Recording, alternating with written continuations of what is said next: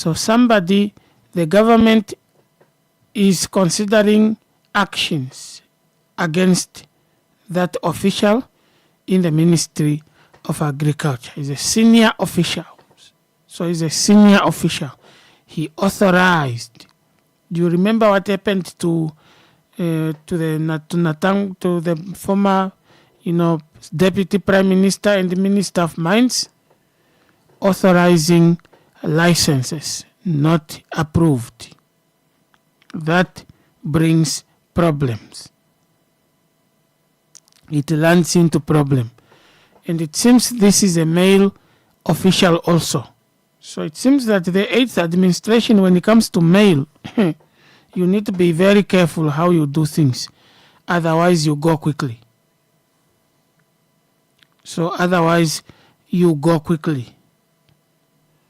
So it seems that's why I say government works in silos. Government works in silos. Everybody makes their own decisions. And the decision is not approved. So is the powers of senior officials, is it not kept? Does the senior official have the autonomous authority to authorize, without the president or without the executive or without the appointing authority? So that needs to be, that power, if it exists that way, it needs to be kept. It needs to be limited, because if I said it needs to be kept, some of you will not understand what I'm saying. That power needs to be limited. The autonomous authority of an official, that he can make decision to authorize a license, the renewal of a license, or to authorize an agreement to sign, even on behalf of the Ministry of Agriculture, and the president goes to hear and say, no, there is an agreement signed in the news. Signed this one? No. Who signed this?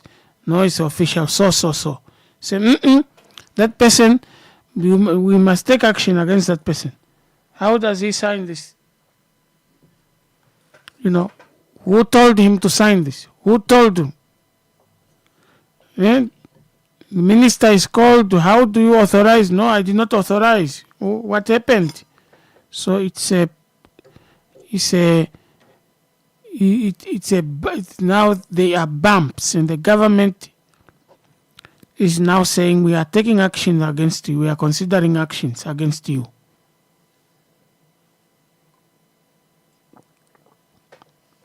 For authorizing the unauthorizable.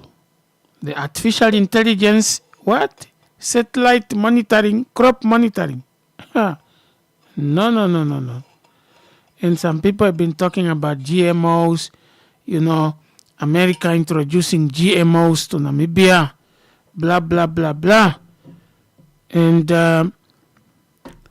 they don't even know that the food they buy from South Africa, most of the food come from South Africa. And do they know that South Africa is using GMOs or not?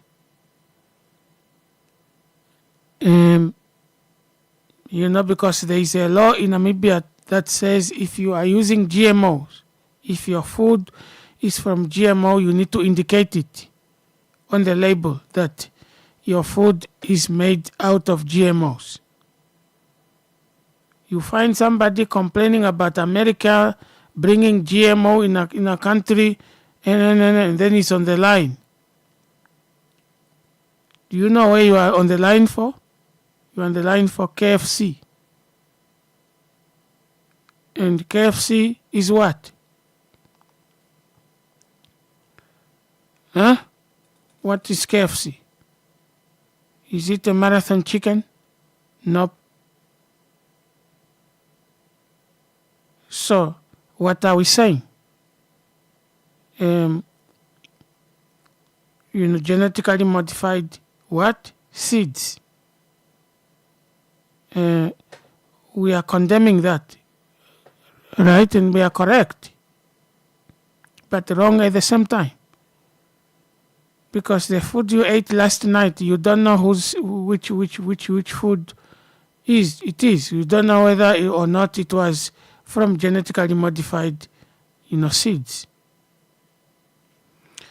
Now, let me just give you a background of, why genetically modified food came. And I'm sure, I think at the end of this year, I'm going to be a millionaire. Because I'm accused of being paid by the Americans, being paid by the Russians, being paid by SWAPO, also being paid by IPC, being paid by almost everyone. So I think I might be a millionaire by the end of the year. So I receive. Now look, I cannot always talk about what you want to hear. That's not what we are here for. We talk about what is making headlines, and we try to analyze and make meaning of those stories. We are not taking any side. We are not interested in what you want or what you don't want. That's not what we are here for. We are not here for personal preferences. We are here to do our job. So if today I speak about something that you like, you are lucky. But don't think that I'm going to do that tomorrow. Or don't think that I'm going to be confined to, talking about what you want to hear. Because radio is for everyone. It's not just for you. So we are not here to serve individual, preferences. We are here to serve the nation. That's our mandate, to inform the nation and inform them correctly. So in 1940, after the, 1940, around 1945, 1946, after the Second World War, when people were settling down and there were a lot of refugee camps and a lot of camps that were set out, the United Nations just formed, and everybody just recovering from war. The British and the French are messed up. The Russians or the Soviet, they are broke. No one has money, except at least the Americans were the only ones that had money. So, and there was a need massively of food, especially in Europe. They needed more food. And now agriculture to plant, because the war ended around, August. That's when the war ended. But officially the war ended in May. In May the 8th, war ended because Germany was defeated by that day. So, but people needed food, and the natural method of planting will take long, and it was not even a season of planting in many areas of the world. So that's why the scientists decided to start what is called the GMOs, under what is called industrial biotechnology or agricultural biotechnology, however you put it. So genetically modified food or seeds, in a way, was created to serve or to solve an issue or a problem or crisis that was there. Yeah, but you also know that people are always having agendas that they can also put through any development. There are people that have other agendas. Of course, you know that very well. So that one we leave it there, but the official in the Ministry of Agriculture right now is in trouble. Is about to face trouble for authorizing that. And that agreement was terminated speedily.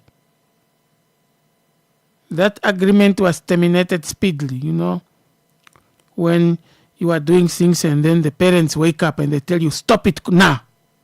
Stop it now. And there is some silence. And then you hear the door closing. I think that is what happened in the Ministry of Agriculture. There was a stop it now shout. And then it was cancelled. The company was going to get 39.5 million Namibian dollars to monitor a crop. And then also, using satellite and artificial intelligence. I don't know how officials get too excited.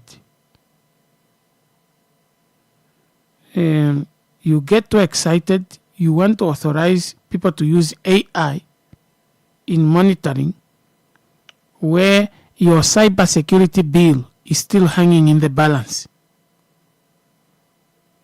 You don't have a proper cybersecurity system. And you are authorizing such thing to be done with AI by a foreign company? With using satellite?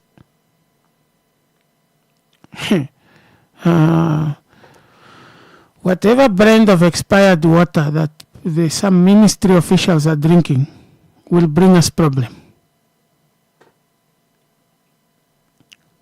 So, you don't even have a radar that can detect drones. And you want to authorize what? The radar system that we have here is civilian radar. Civilian radar. That's what is being used even by the Ministry of Defense. Civilian radar.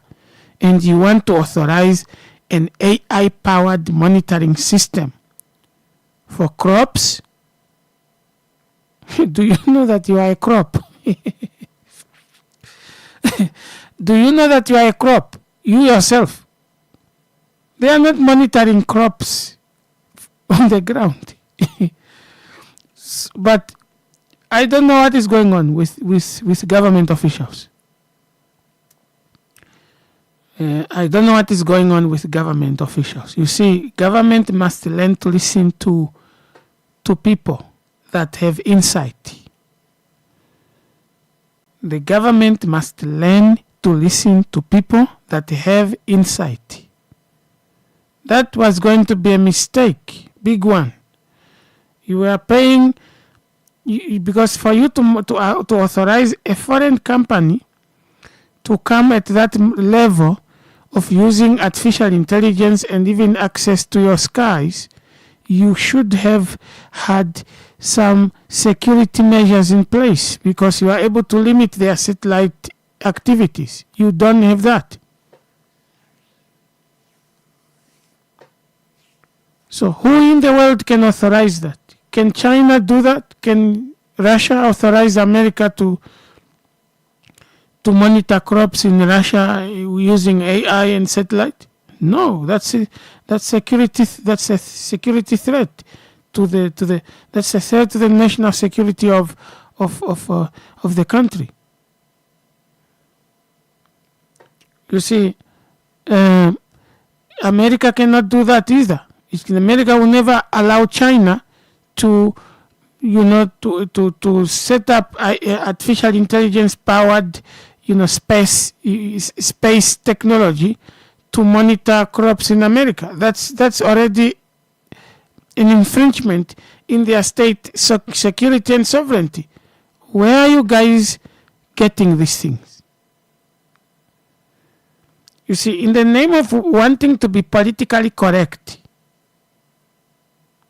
you are making blunders. This is a blunder. This is a blunder, big one, big blunder. Because they are not going to monitor crops. It's not. That's just a statement. You are the crops. You government officials, including your defense apparandi, you are the crops. that will be monitored. No doubt about that one. So, that official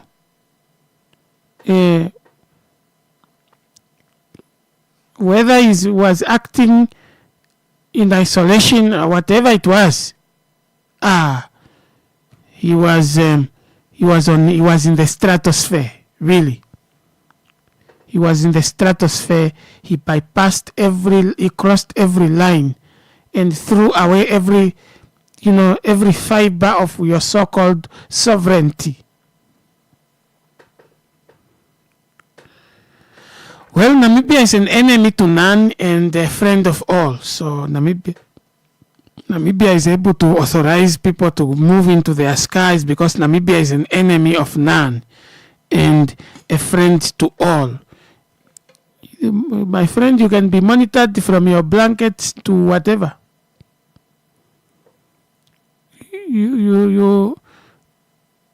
I don't know who determined what Namibian foreign policy is. The government must make a stop. Instead of going up with electronic IDs that they don't even know how to explain properly, they must first revamp their foreign policy because it's a messed up foreign policy. It's a cowardice and irresponsible foreign policy.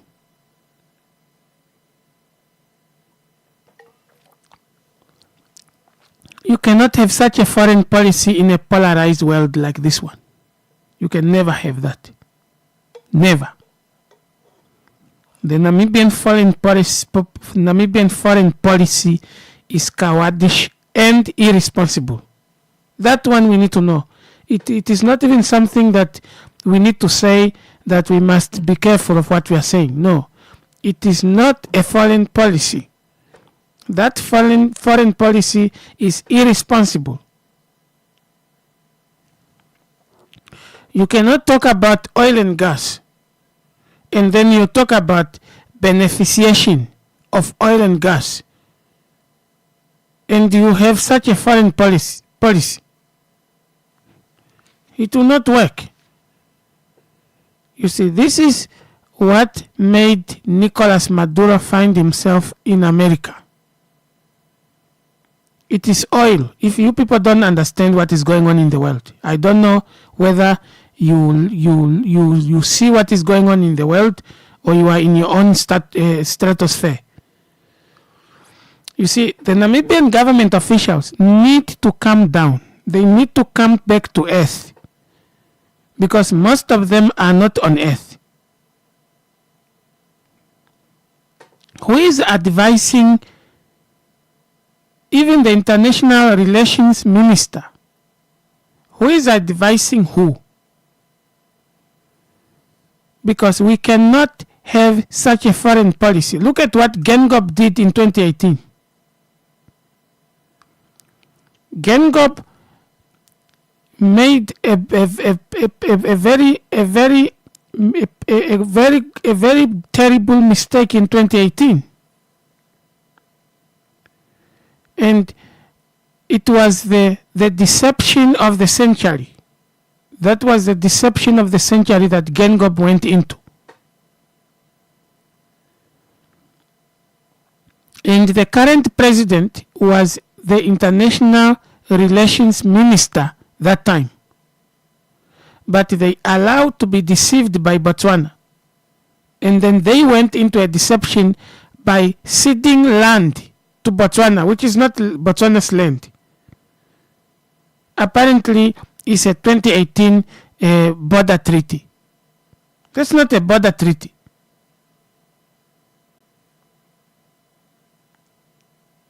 So, whatever Botswana did, they did it very well. They deceived the Namibian government. And the Namibian government fell for it. Because now, Chove River is, this side of Namibia is shallower, very shallow. And the deeper part apparently belongs now to Botswana. No one can fish in Chove River without being harassed by the Botswana Defence Force. And the Namibian Defence Force is doing what? Silence. Because they are friends of none, friends of all, and enemy of none. So that foreign policy is an irresponsible foreign policy in a polarized world that we are living in. That's very irresponsible. And if Namibia is going to think that they are going to have oil and gas to benefit their citizens with that foreign policy of theirs, they must forget that. And if there is anybody that can cut this audio, you must keep it in your archive, because you are going to remember this audio. You are going to remember this audio. You must forget that. So, countries are not sleeping. You cannot be an antelope in a jungle of lions, and you want to think you can be conciliatory with lions. You are the lunch. You are the menu. As we speak now, Namibia is a menu.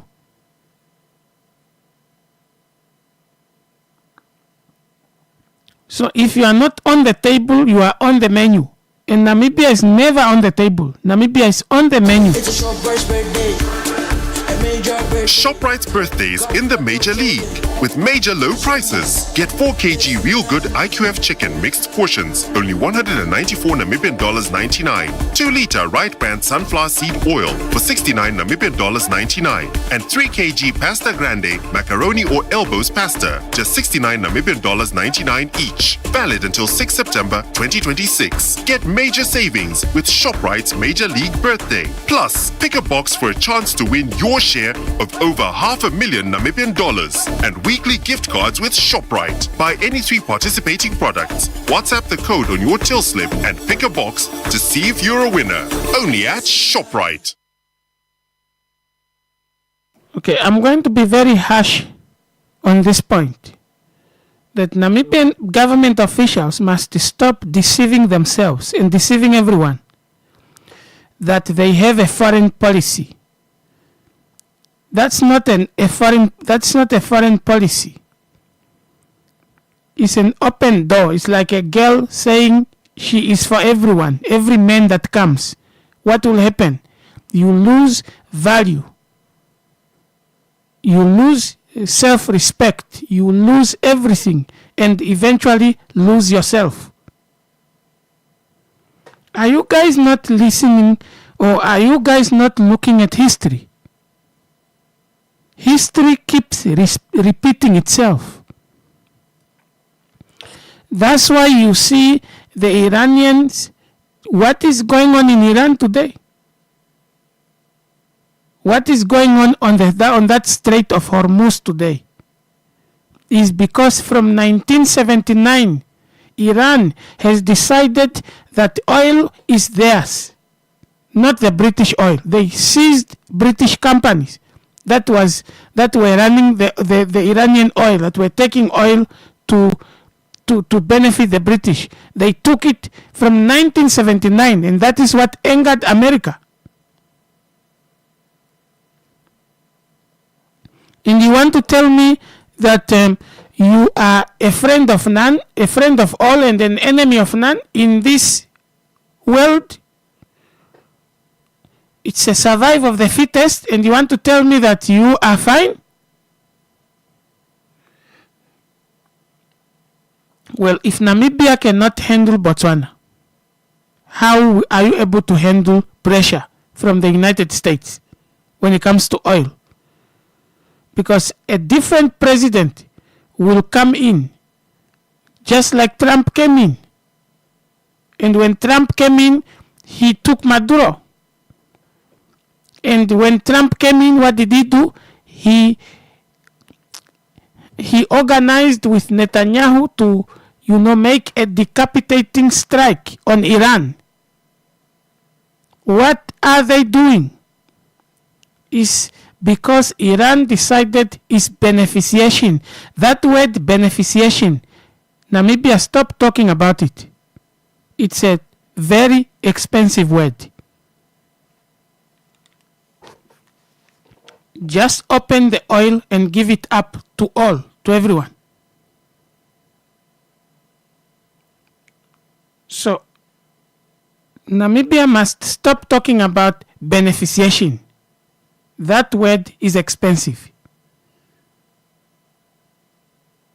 And if you are playing, we will wake up one day, the president is in one of the ships being transported to wherever.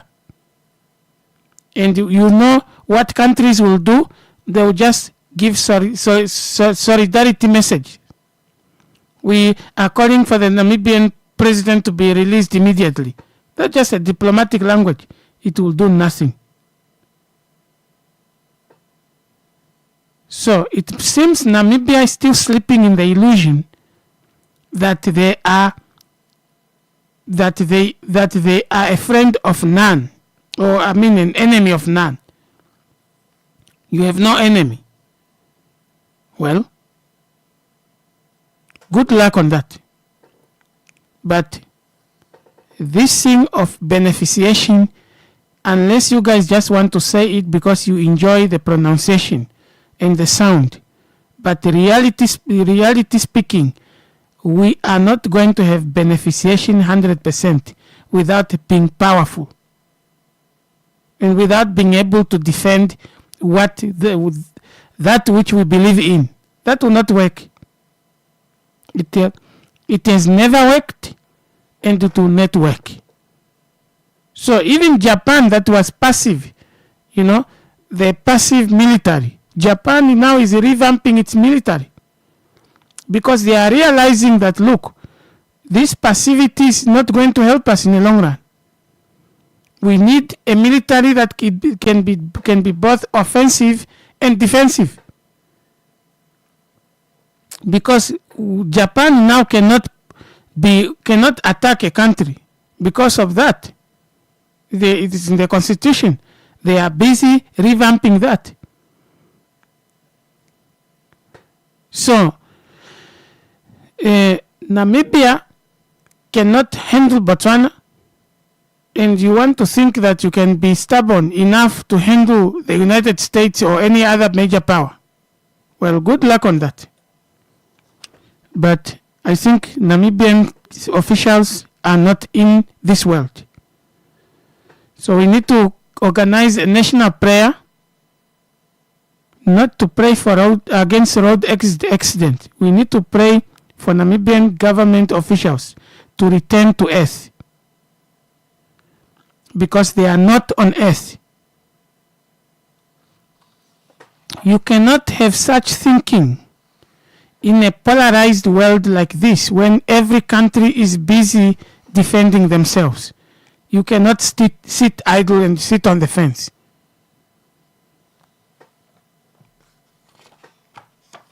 So you cannot sit on the fence.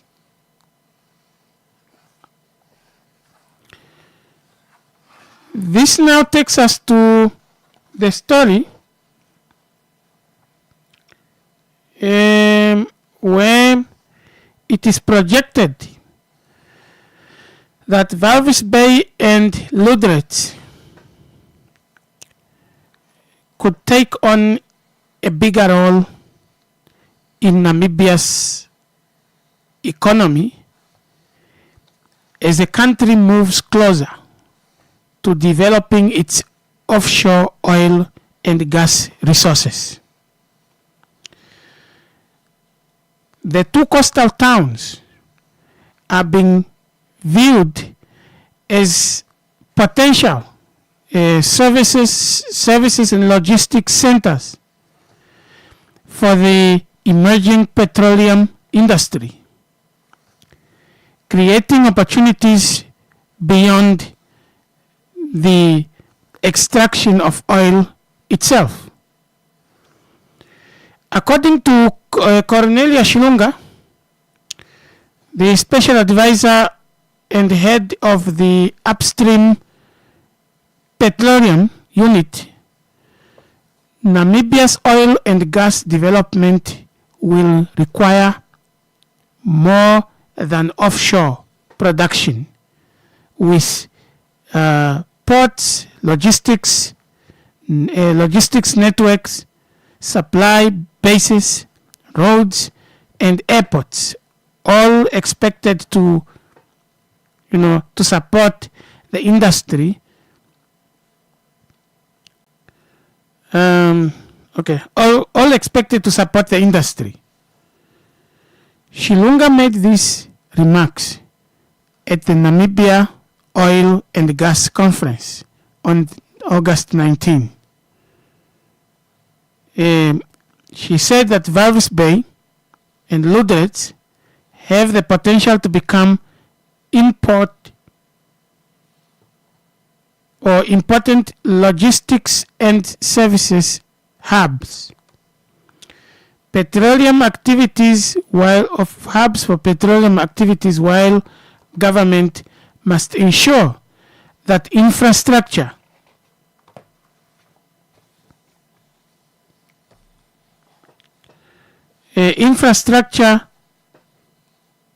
keeps pace with developments in the upstream sector. For local businesses, this could open doors in areas such as marine services, logistics, storage, fabrication, and engineering. The government has identified these activities as part of the wide industries that could grow around the petroleum sector. The focus on the two coastal towns also points to a broader question for Namibia, whether the country has the infrastructure and local businesses ready to supply an industry that will require specialized services and equipment.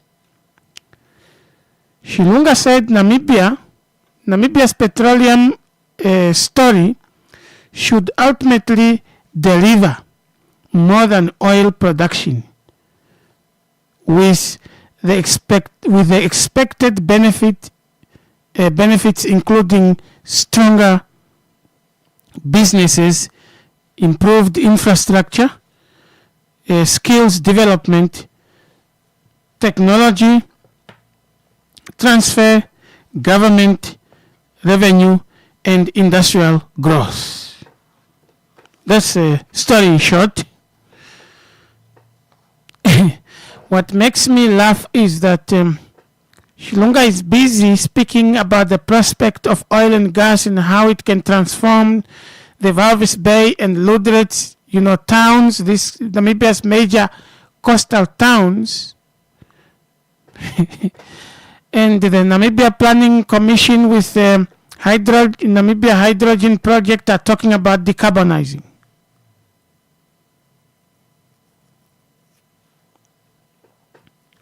That's why I said that we need prayer. We need a national prayer, not to pray for any other thing, but we need to pray for government officials to return to earth. Because government officials are not in line. They are not in line. This one says this, this one says that, this one says this. Now, what Shilunga is saying is in agreement with what Epson Wanguta was saying, and also what the former Minister of Energy, Tom Alwendo, is also saying. So, and if you listen to Modesto Samte, the current Minister of Mines, is also saying the same with prospect of oil and gas. You listen to the president, he's talking about oil and gas.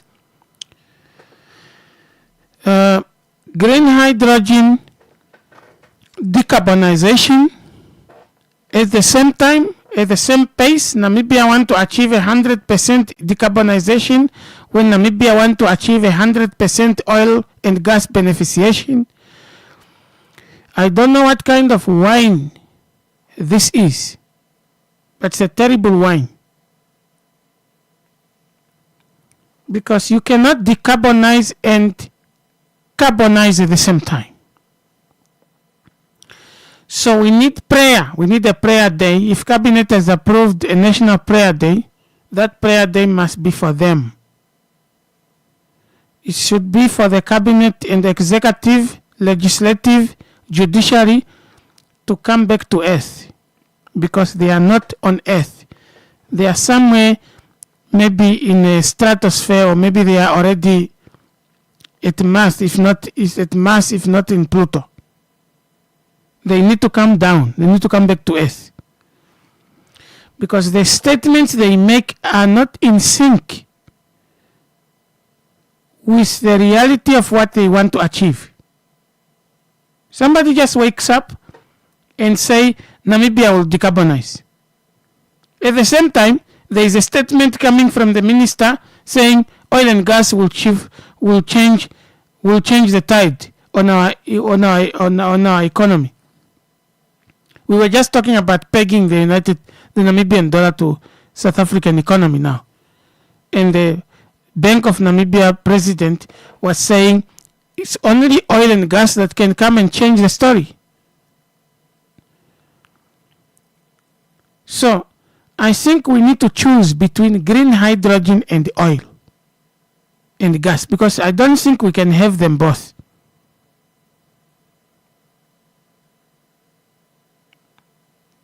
Who is pushing Namibia? It seems that Namibia is not making decisions on her own. Somebody's pushing her. Or what is going on? Because they cannot be, isolated and scattered statements.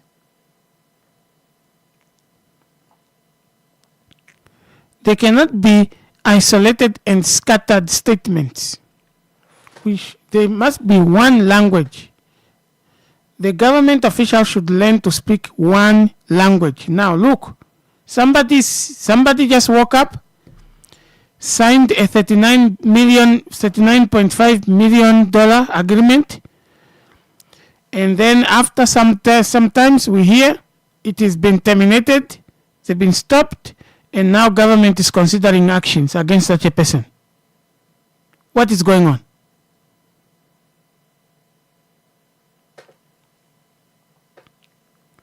So what is going on? That already is an indication that the government is working in silos. The government is not in sync. The government is not in sync.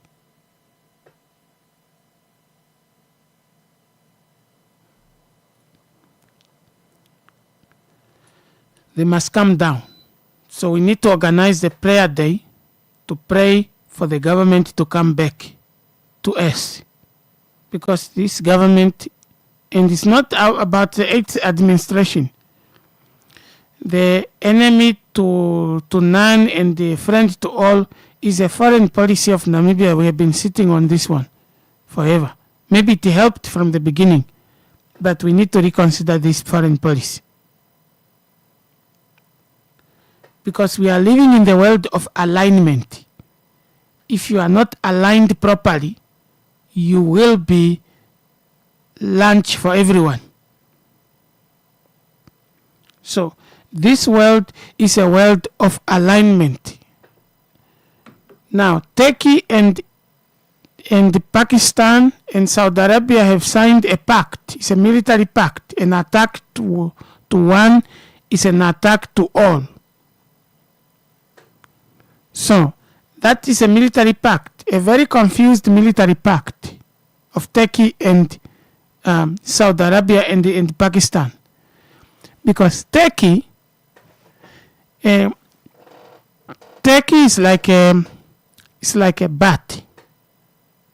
It flies, and it's a mammal at the same time. So Turkey is a member of NATO, and in fact, the Turkish military or Turkish soldiers Turkey has contributed a lot of soldiers to NATO. So Turkey is a member of NATO. Now, at the same time, Turkey wants to be part of the Arab world. And then at the same time, Turkey wants to be neutral and wants to be the negotiator to negotiate peace.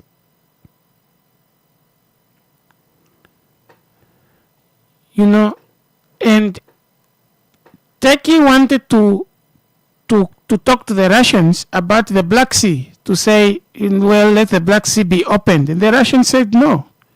When our ships were attacked, nobody made a statement. So when our ships were being attacked in the Black Sea, nobody made a statement. Now that we are striking back, that's when you want to make a statement. We are not going to listen to that. So Turkey is in a problem because Turkey does not want to be itself. It wants to be everywhere at the same time and everyone at the same time, and is about to pay the price. And this is what Namibia must avoid.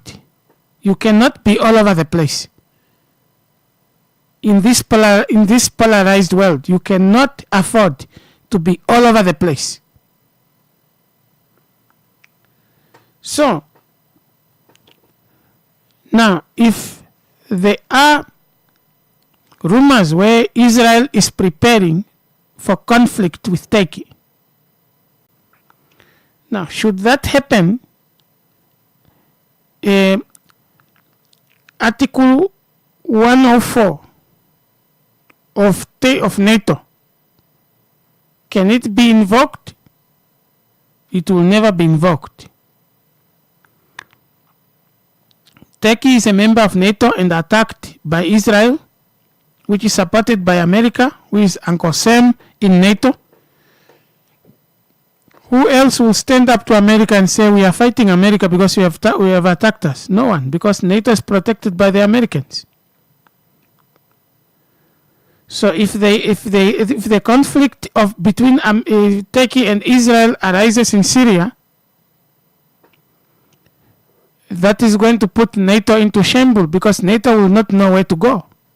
Israel is already 100% supported by America. So, and America will not sacrifice Tel Aviv for Istanbul. That will not happen. So if Namibia cannot learn from that chaos and realign herself properly, then it's a pity. Then it's a big pity. If Namibia cannot align herself properly, and if Namibia thinks that their oil and gas, just because it is from their ground, if they think that it is their oil, they are mistaken. They are mistaken.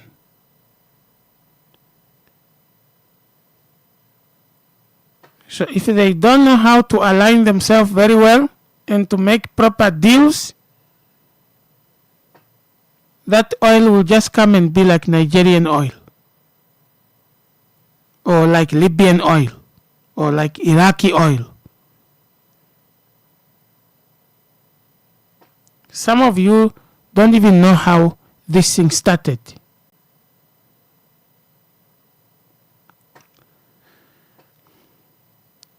When Iraq was fighting Iran from 1980 to 1988, 8 years, Kuwait was busy tapping into into Iraqi reserves, oil fields. And when Iraq came from war, They were broke, they did not have money, and then they wanted also to sell oil. And then they started to tell Kuwait to say, look, you are tapping into our oil fields and the reserves. Please, we ask you to stop because we also want to sell our oil. We just came out of war. And Kuwait was not stopping because Uncle Sam was behind Kuwait. So Saddam approached the U.S. embassy in Iraq to complain to that issue, to say, no, please, can you speak to the Kuwaitis because they are taking our oil. And the American ambassador said, we don't interfere in, Arab nations, internal affairs. Oh, okay. So Saddam tried to speak to the United Nations. Saddam tried everything. And until eventually he sent the elite National Revolution Guard to do a clean job. Just go there, capture Kuwait, no killing civilians, nothing, just go there and make a clean operation. They made it. Within 24 hours, Kuwait was under Iraqi forces' control. And Bush Senior decided we are not going to war with Iraq. So, but then he was convinced to go to war. I don't want to go into details into who convinced him. So Iraq, the Gulf War started. It was on oil. It was on what? Oil.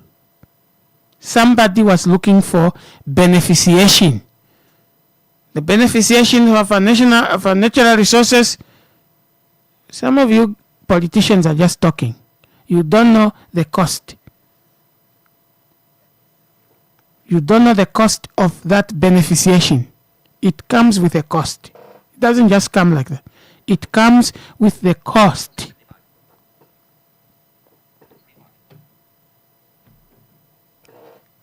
Ask Iraq. You must ask Libya. Now in Libya everyone is taking oil.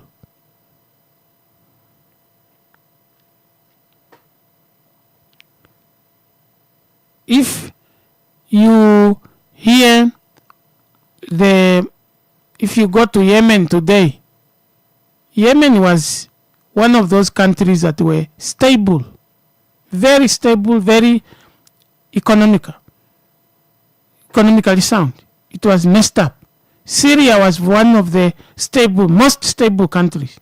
In fact, Lebanon was Christian, democratic, and with a vibrant economy. And they decided, no, we cannot allow a third world country to flourish like this. They brought in Islamic, radicalism, they funded it, and then Lebanon was in shambles. The same with Haiti. Haiti was the first black country to be independent, and their economy was moving, booming, they were developing. And they decided we cannot allow a third world country to develop this space at this pace. Today we are talking about Port-au-Prince. It's a pot of all confusion. So who did that? Those people are still doing what they do best. So you cannot be in a country, you cannot be in the world and you are having a confused alignment.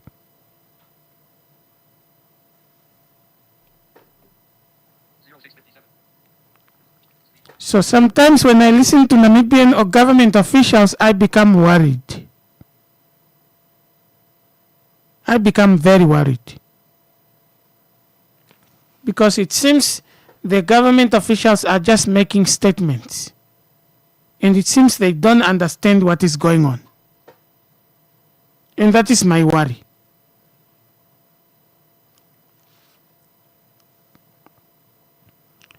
That is my worry. So there are people that cannot afford to see you prosper. There are countries that will not allow that.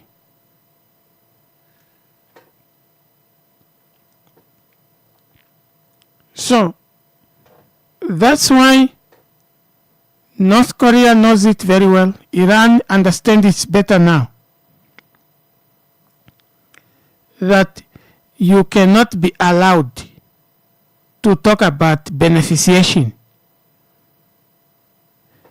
You see, Russia knows it very well because Russia has almost 50% of everything that you can talk about resources. Russia has the world's, deposit of almost 50% of everything in the world. And there are countries that cannot afford to see Russia at that level. They want Russia dismembered, cut into pieces, and turned into smaller nations. That's what they want. So it's about the resources. Now they are forcing Ukraine to say, Ukraine, you need to give us everything. In fact, all your rare earth materials are ours. So Ukraine will not have a choice. So if you are in the world and you are as ignorant as our government in this world, it's a pity that we are not going to benefit from all these things without a cost. So I'm not being anti-government. I'm just telling you the reality of what is going on.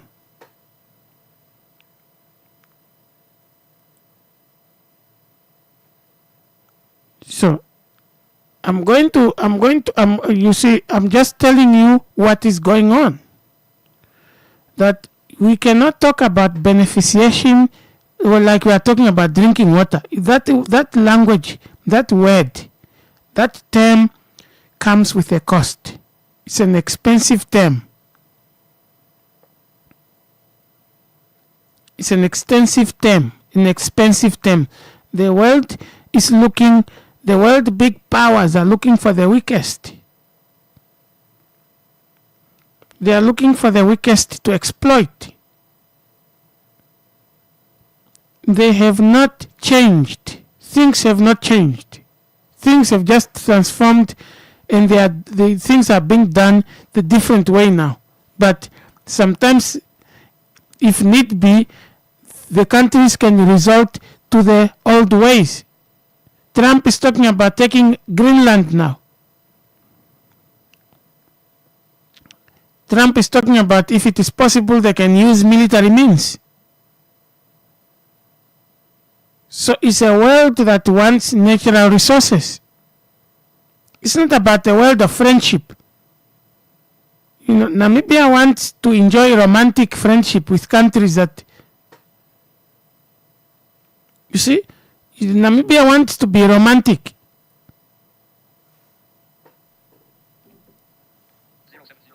Well,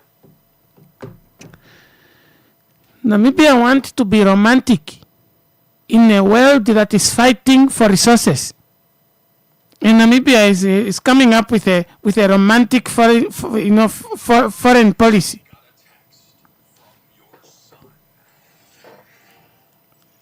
That is if you want to know how romantics are, that's Namibia.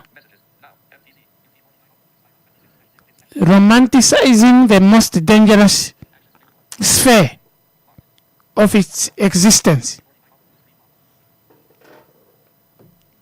And they want to be romantic with everyone.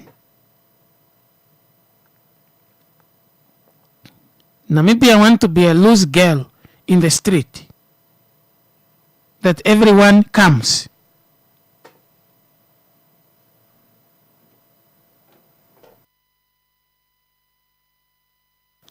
That romantic policy must change, must be turned into a real policy.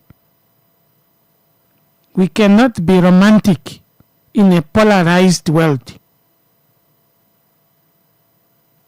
Otherwise, we'll be ravaged. And it is a pity Only God knows how it is going to end.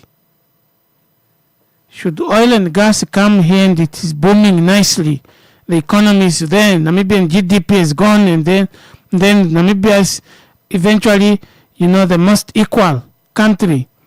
People are happy when they are hearing 87,000 people in Kunene are starving.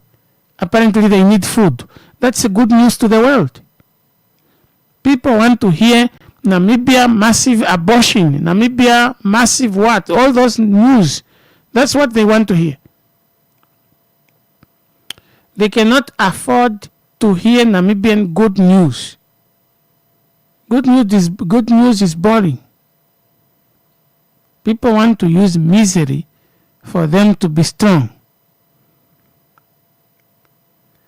So it's up to Namibia whether Namibia is going to wake up now and put itself in order, and then oil and gas comes, and then we talk about beneficiation properly. But with this messy foreign policy, we should forget about, beneficiation of our natural resources. We should forget about that one. And you see, no country will come at your defense because you don't have a defense pact with any country. So, no country will come to your defense.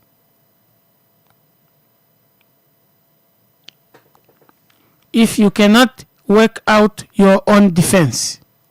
So what happened what happened to Maduro? Maduro thought that the Chinese, maybe the Russians will come, but there was no defense agreement with the Russians or the Chinese. So it was just a messages that they condemn. That's what they can do. That's just a diplomatic. Russia and China have what they call non-interference policy. They will not just jump and say, we are coming in because you are, unless if what you are doing really threatens them to the core, that they have no other options but to attack you.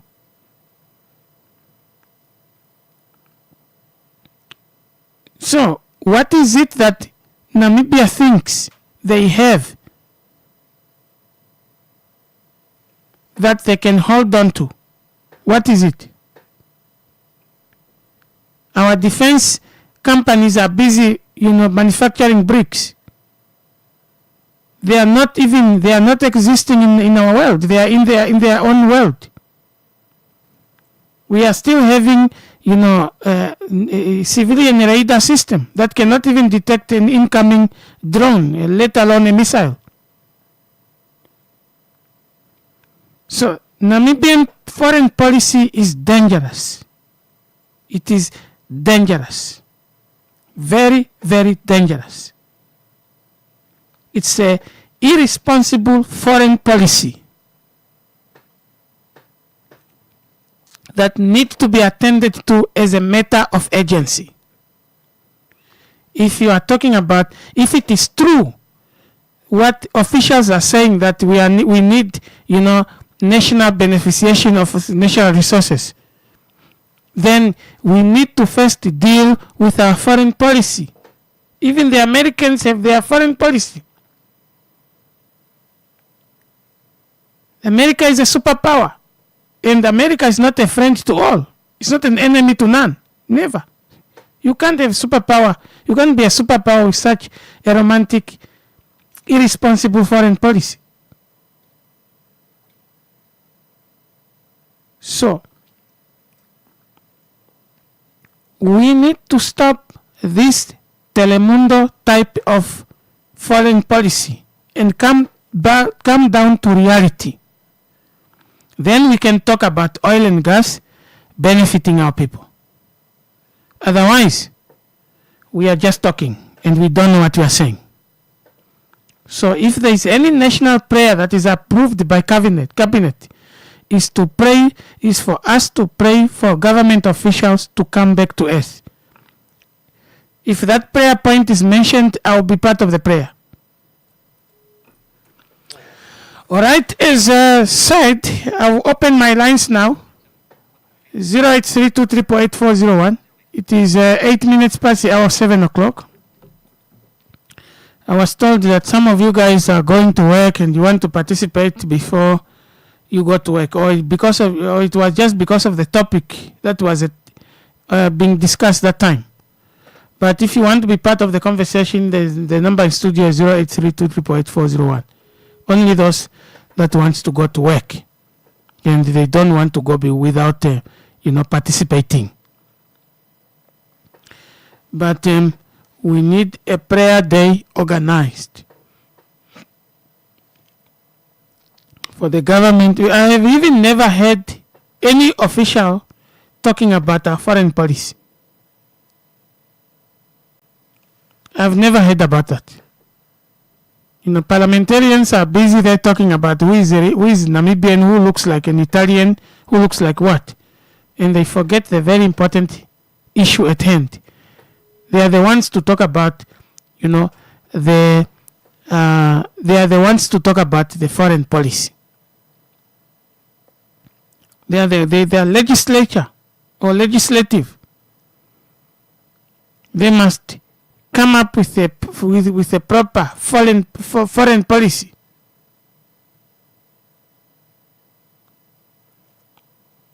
This one is a romantic statement. It's not a foreign policy. It's a romantic statement. Do you remember those soapies when you are mine with Diego and Paloma? Gardener's Daughter and all those soapies?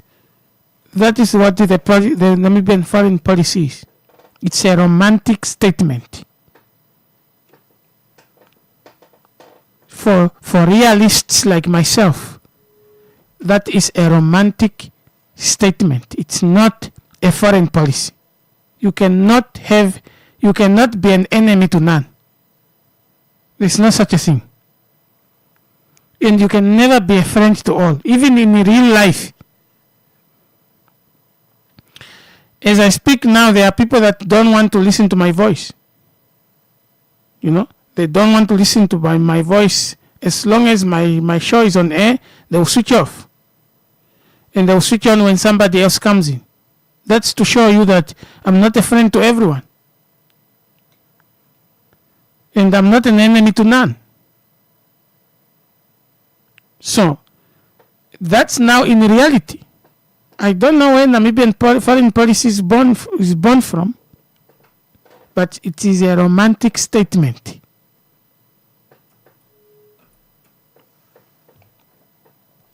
That is a romantic statement. It is not a foreign policy. And this is what is empowering, August 26 to make bricks instead of making drones. You see, our neighboring countries have never been ruled by dictators. Otherwise, Angola one day will wake up and say, look, I think we are considering taking Oshikango as part of Angola. And what are you going to do? You are sure you are not going to pour concrete on Angolan forces? So, realities change. The world is like a chameleon. Red today, white tomorrow. Blue, next time is black. You don't know. You also need to follow. When they are black, do you have a black color in your system? Put it on. When it is white, you have a white color on your system, you put it on. So the world is about honey and sting. And you cannot give honey to somebody that is looking for a sting. That's not how bee works. The bees, they have a principle. If you want honey, you will get honey in abundance. But if you want a sting, you will get it until you join your ancestors. That's a clear policy. It's a foreign policy of bees. honey is very sweet, and sting is a sting indeed. So if you think you can get both, you will never. Because whatever comes first, you get it in abundance. You get it to the fullest, whether it is a sting or honey. The bees are good at that. They know when to produce honey, and they know when is it to deliver the most lethal sting that will take you into the bosoms of your ancestor.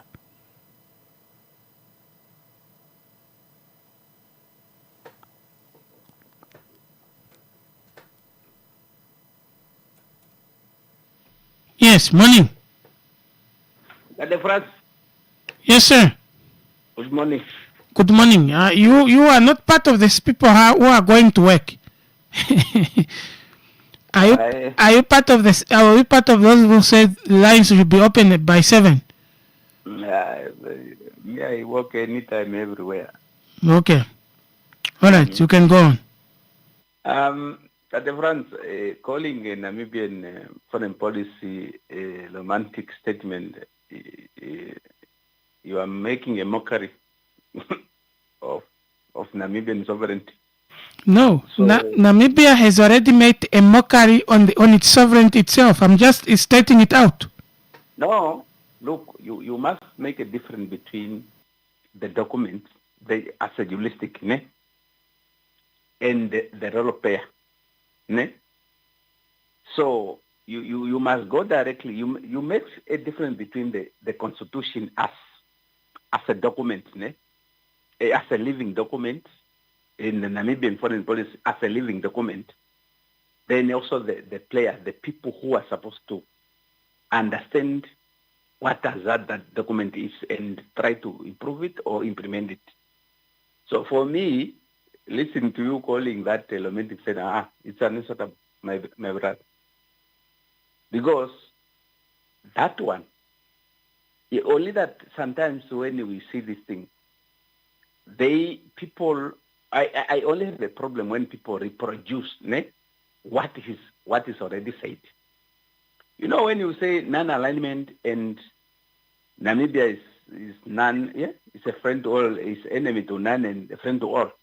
That is a natural position of any person, individual person. Ne? That is what is it. You are enemy to who? You are a friend to everybody. But you need to understand that every person or nation have a responsibility of self-defense. That's what it means. It doesn't mean that if you have been attacked, you cannot defend yourself. No. And it doesn't mean which also you cannot build your own self-defensive mechanism simply because you are not enemy to anybody. It doesn't mean that other nations cannot attack you. No. The Namibian foreign policy is just a correct one. It's just a balance. And that is the center of every human being. If you tell me that you have enemy or you have friends, that's why in nature, there's no one who comes to say, no, I want to be your friend. There's no such a mathematics. Ne? The fact that that person is not your friend, or is not laughing at you, is not, doesn't mean that it's your enemy. No. That's why I'm saying you can't call a Namibian foreign policy a romantic statement. No, you have to withdraw that one, that phrase. No. Because like that, we need to understand what is it. For me, I see it as a balance. Yin and yang, ne? It's a balance position that we never take side. It's like a person with two hands. That's what Namibian foreign policy is. The left is not enemy to the right, then the right is not enemy to the left. That's what I see it from a diplomacy point of view. You need diplomacy, but in a world where nations are competing for natural resources and something, it's a position now that you need to understand that Among those competitors, there are those greedy nations, greedy states, greedy individuals who want to monopolize and maximize their profit at the expenses of other nations.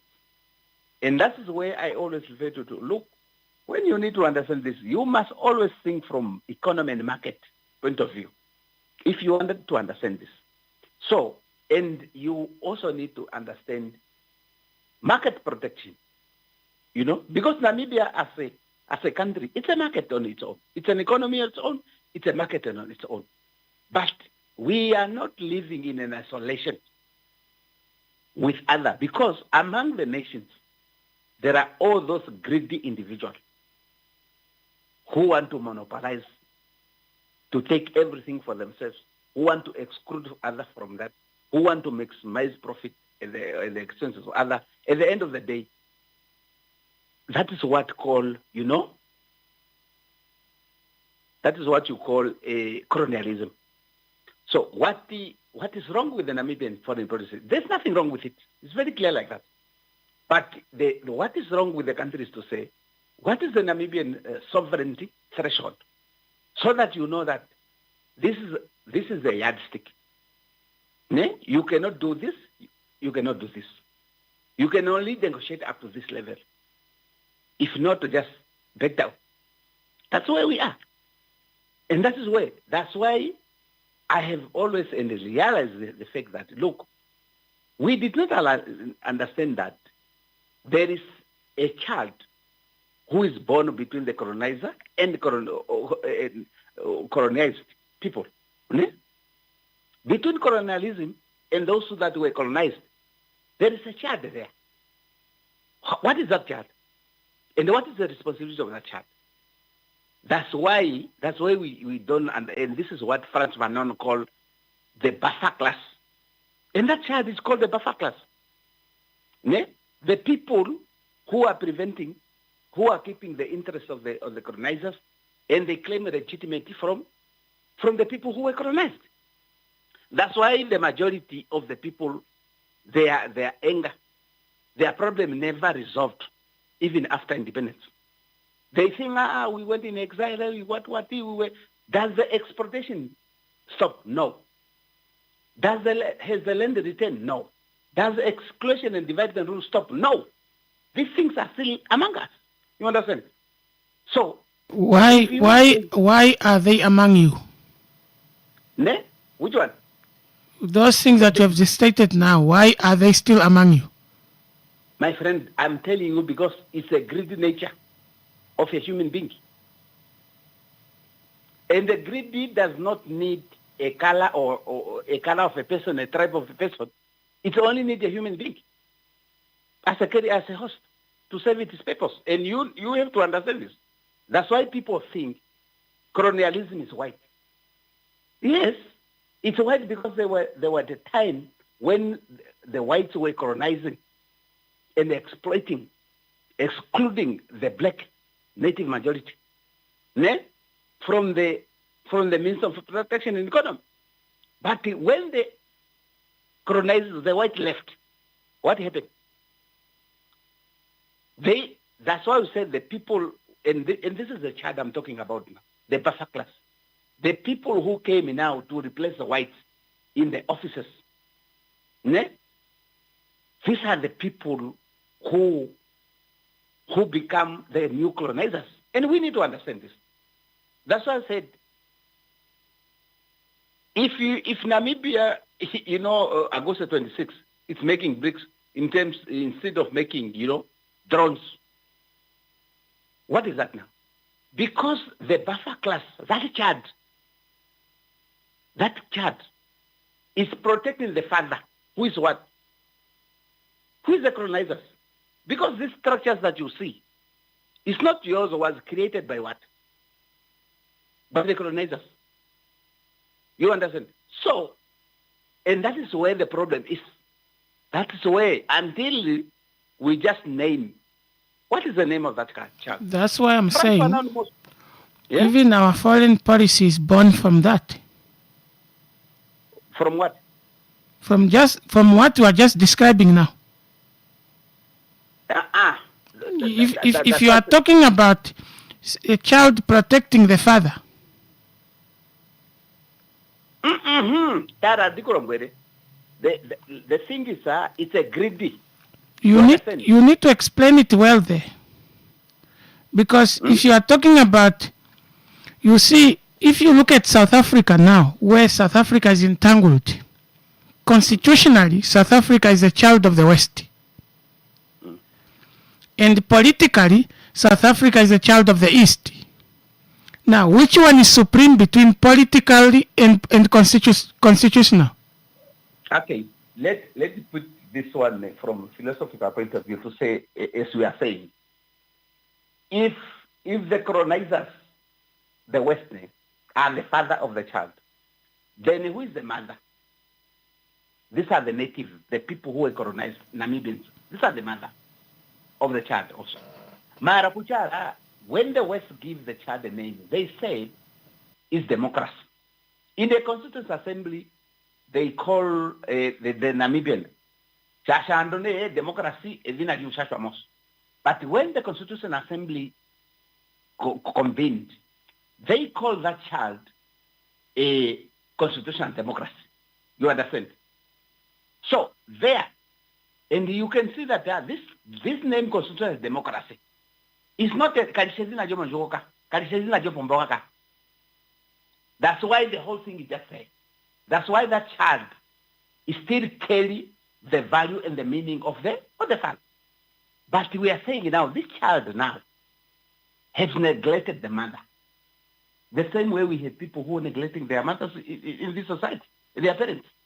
That's why we said this child is getting the legitimacy to remain in power and to rule, to govern the country, on behalf of both parties now, which is the father and the mother. But you find that they get legitimate through elections. They go to power. From there, they turn their back to the mother. Mukwacha monomone or monel, that's why you heard the kucha. Oh, anonani, this child, Kaisano kucha, ukwachambunoka and hanamos. Cannot pay for killing I come to Manja Bicomambo. The person who just do work, the angel at the home, outside the house, and also the devil in the house. Meaning, Ukantakarongo konje. Shata karongo ironga komambo, takarongo nawa kamanguru. Maramimbi na kahakorongo. Look, let me tell you, Africans, we are romanticizing serious issues. We are romanticizing serious issues. Why don't you have an African nuclear power? And why don't you have an African permanent seat in the so-called United Nations Security Council? This is what we are not romanticizing it. But no, we are romanticizing. There was a report now there was a report, embarrassing report on SADC's defense. Let me tell you, the lack of understanding on state governance and the sovereignty of the nation does not mean Namibian foreign policy or the constitution is wrong. That's when you need to understand. That's it. Concentrate on the role player, the people who are given the mandate to ensure the sovereignty of the nation.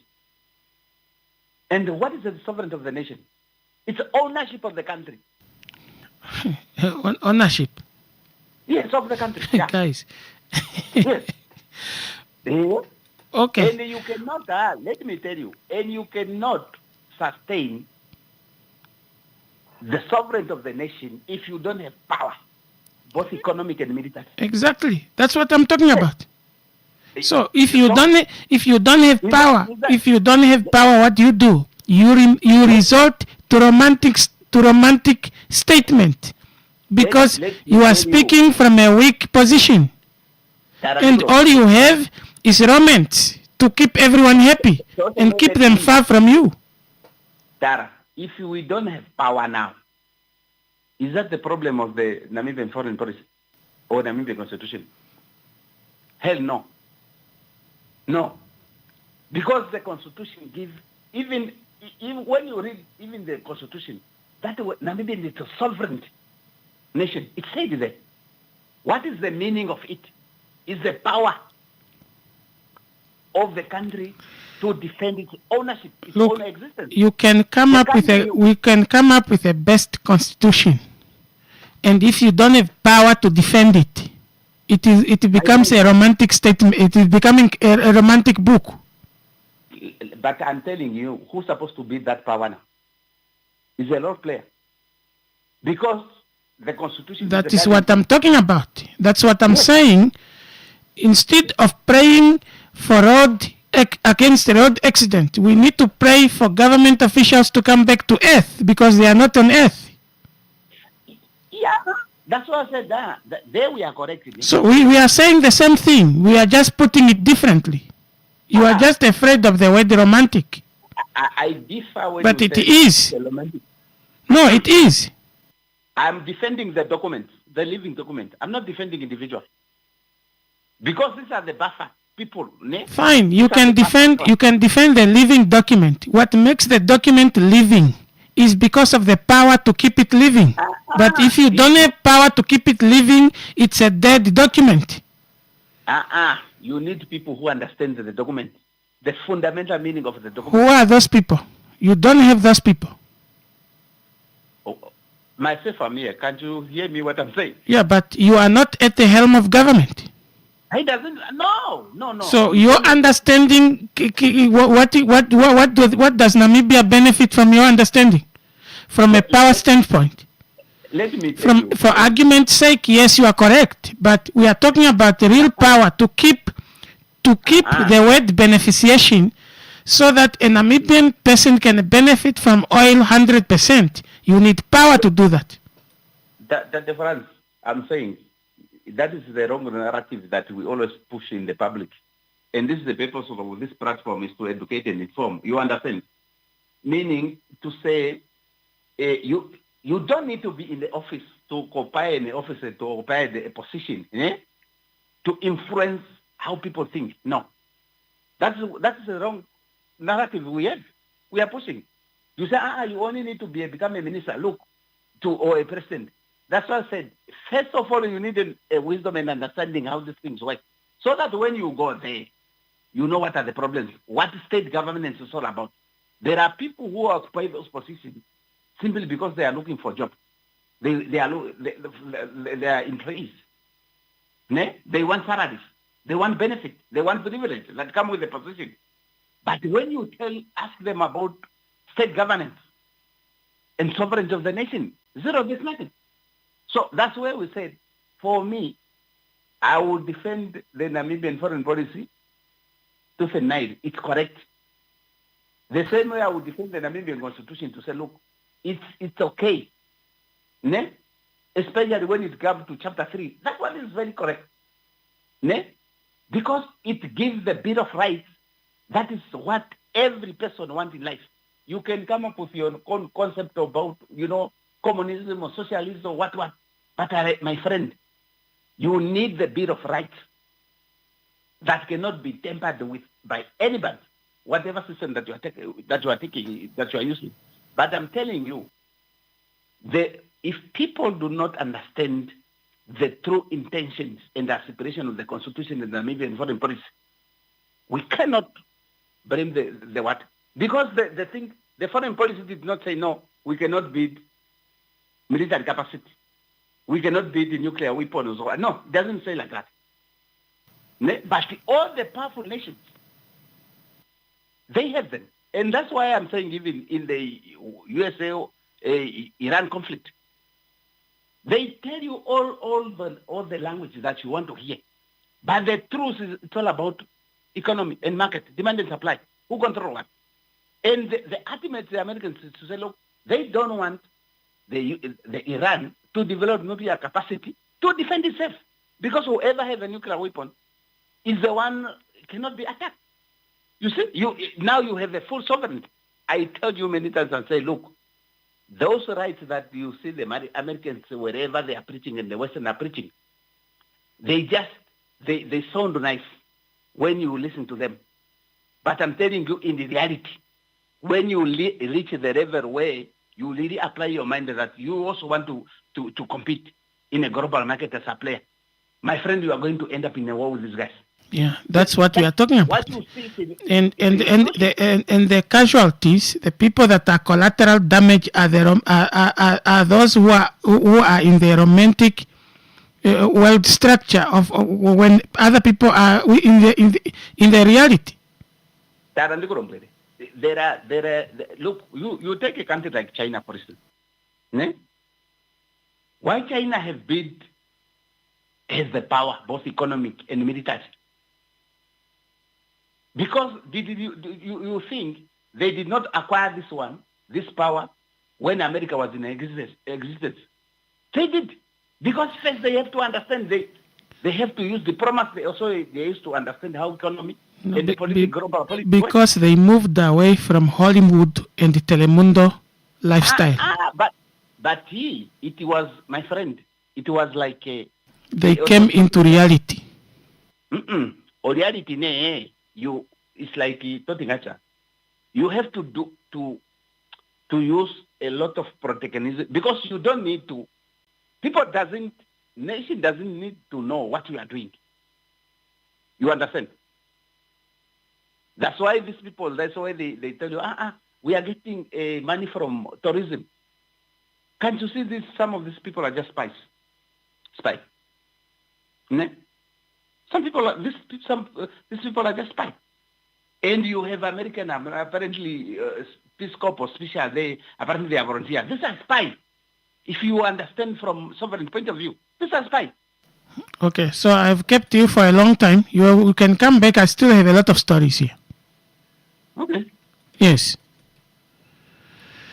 Guys, I'm yet to be convinced to withdraw my statement.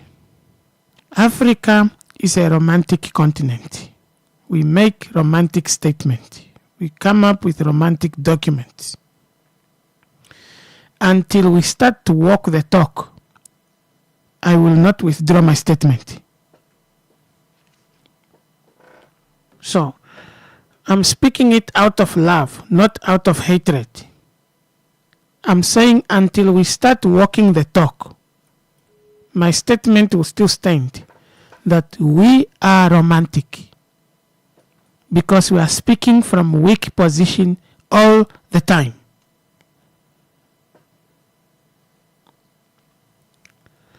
And romanticism is not bad. It's not good. It's not bad to be romantic, but we need to know we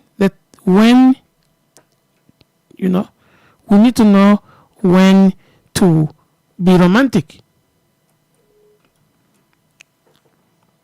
Okay, we are moving out of that. We are moving off that one. But I'm yet to be convinced that Namibia's foreign policy is okay. So I'm yet to be convinced. If you have something and you cannot defend it, you don't have power to keep it. That's a problem already in itself. But we are moving. Ondangwa Oshikango rail line goes 2 years without a train on its rail. Okay. Ondangwa, let me read it properly. I'm reading problematically here. Ondangwa Oshikango goes 2 years without a train on its rail. The 57 kilometers Ondangwa Oshikango railway line, which costed Namibian dollars 329 million to construct, has gone more than 2 years without a train or without a Trans-Namib train. Let me read back again. The 57 kilometers Ondangwa Oshikango rail line, which costed 329 Namibian dollars, 329 million Namibian dollars to construct has gone more than 2 years without a Trans-Namib train. The Trans-Namib spokesperson said that the last train movement between Ondangwa and Oshikango took place on the 12th of July 2024. The railway line was inaugurated by President Hifikepunye Pohamba in 2012. The state-owned railway company says that the services to Oshikango has not been discontinued. Oshikango is earmarked as a dry port facility as trade between Angola and Namibia continues to grow. Continues to grow. This is Alina Garises saying, now I'm just quoting her. She added that engagements are ongoing to secure imports and export cargo with intermodals and railway services in Namibia expected to play a key role in supporting the logistics solutions. Alina Garissa says the railway line was established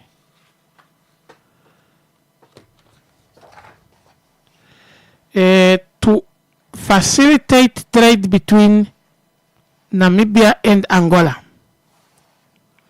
The railway would form part of the Namib-Lubango Oshikango Walvis Bay development corridor.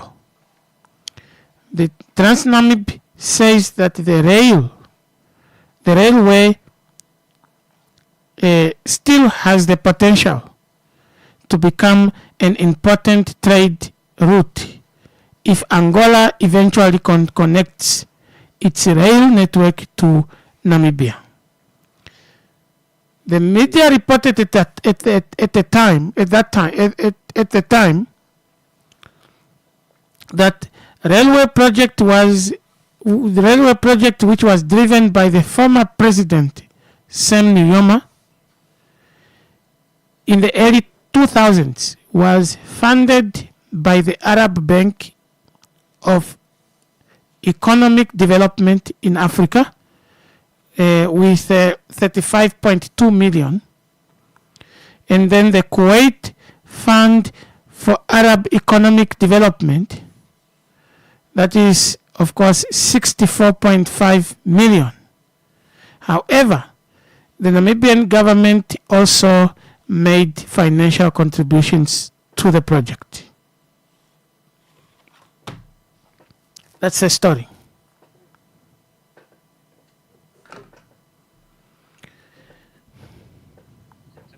You know why I'm pausing? The reason why I'm pausing is because the plan to build the railway was good, and it's still good.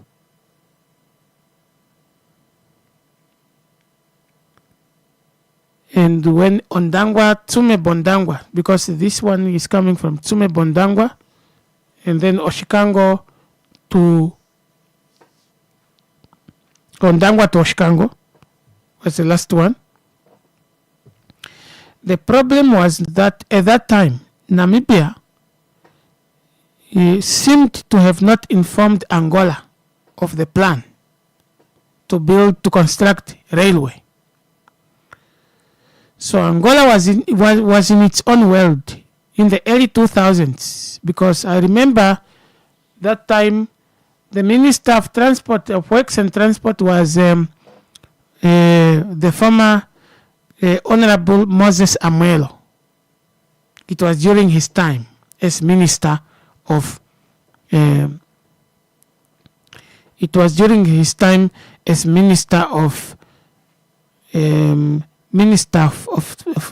Works and Transport.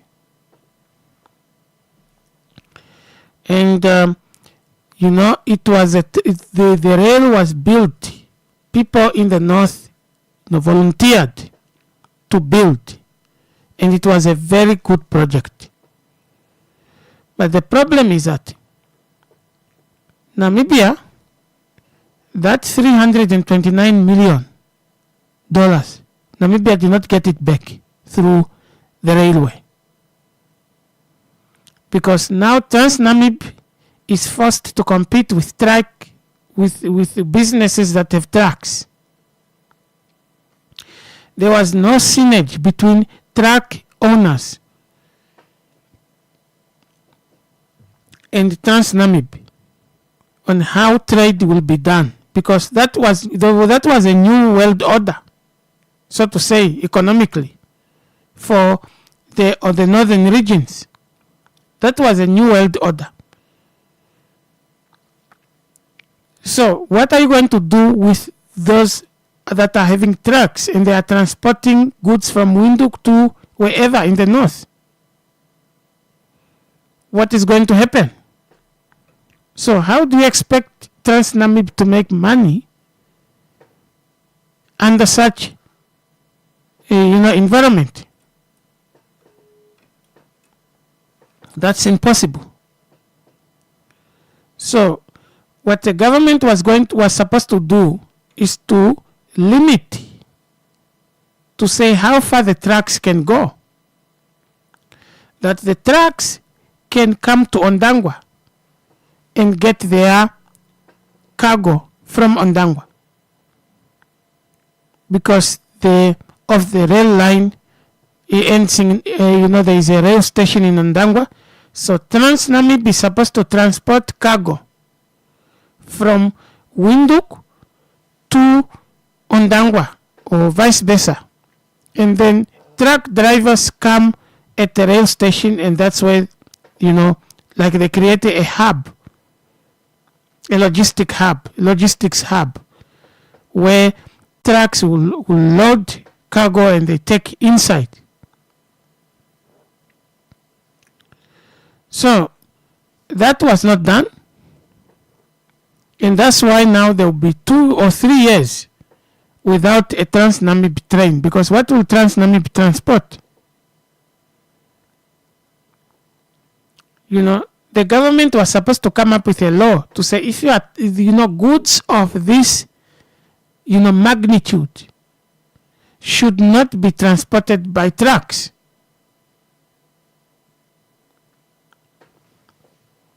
The goods of this magnitude should be transported by train. And we empower the train. By this time, we could have had maybe new locomotives that could have, been bought through this, railway or rail line, because the north is a big place. And the cargo that should go to the north is bigger. It's larger. So, now, Angola, by that time, Angola was also in its world. They were busy fighting UNITA. And they were, dragging all resources they have to defeat UNITA. So Angola at that time was not in a position of even talk about, railway, because Angola was not stable.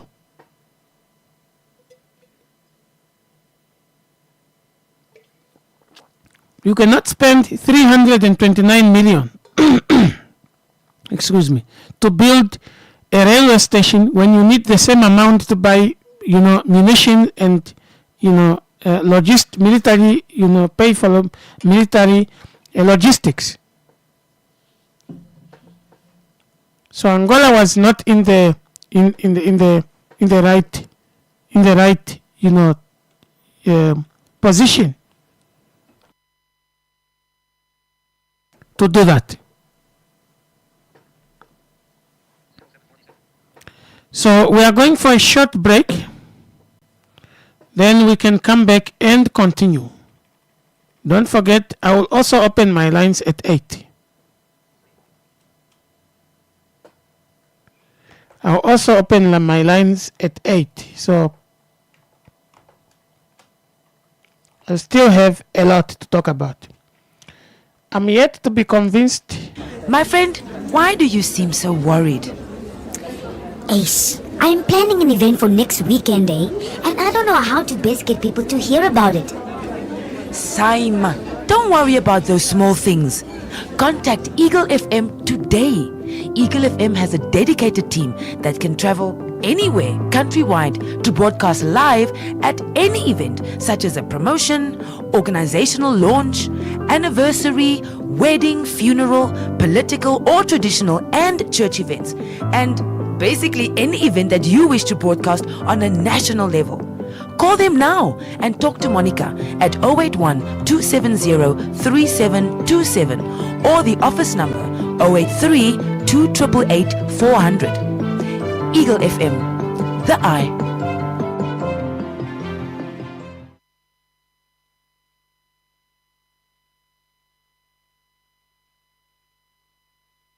No matter where you are, if you have a mobile device, you can tune into Namibia's #1 talk radio station by downloading the Eagle FM app on the Google Play Store or on the Apple App Store.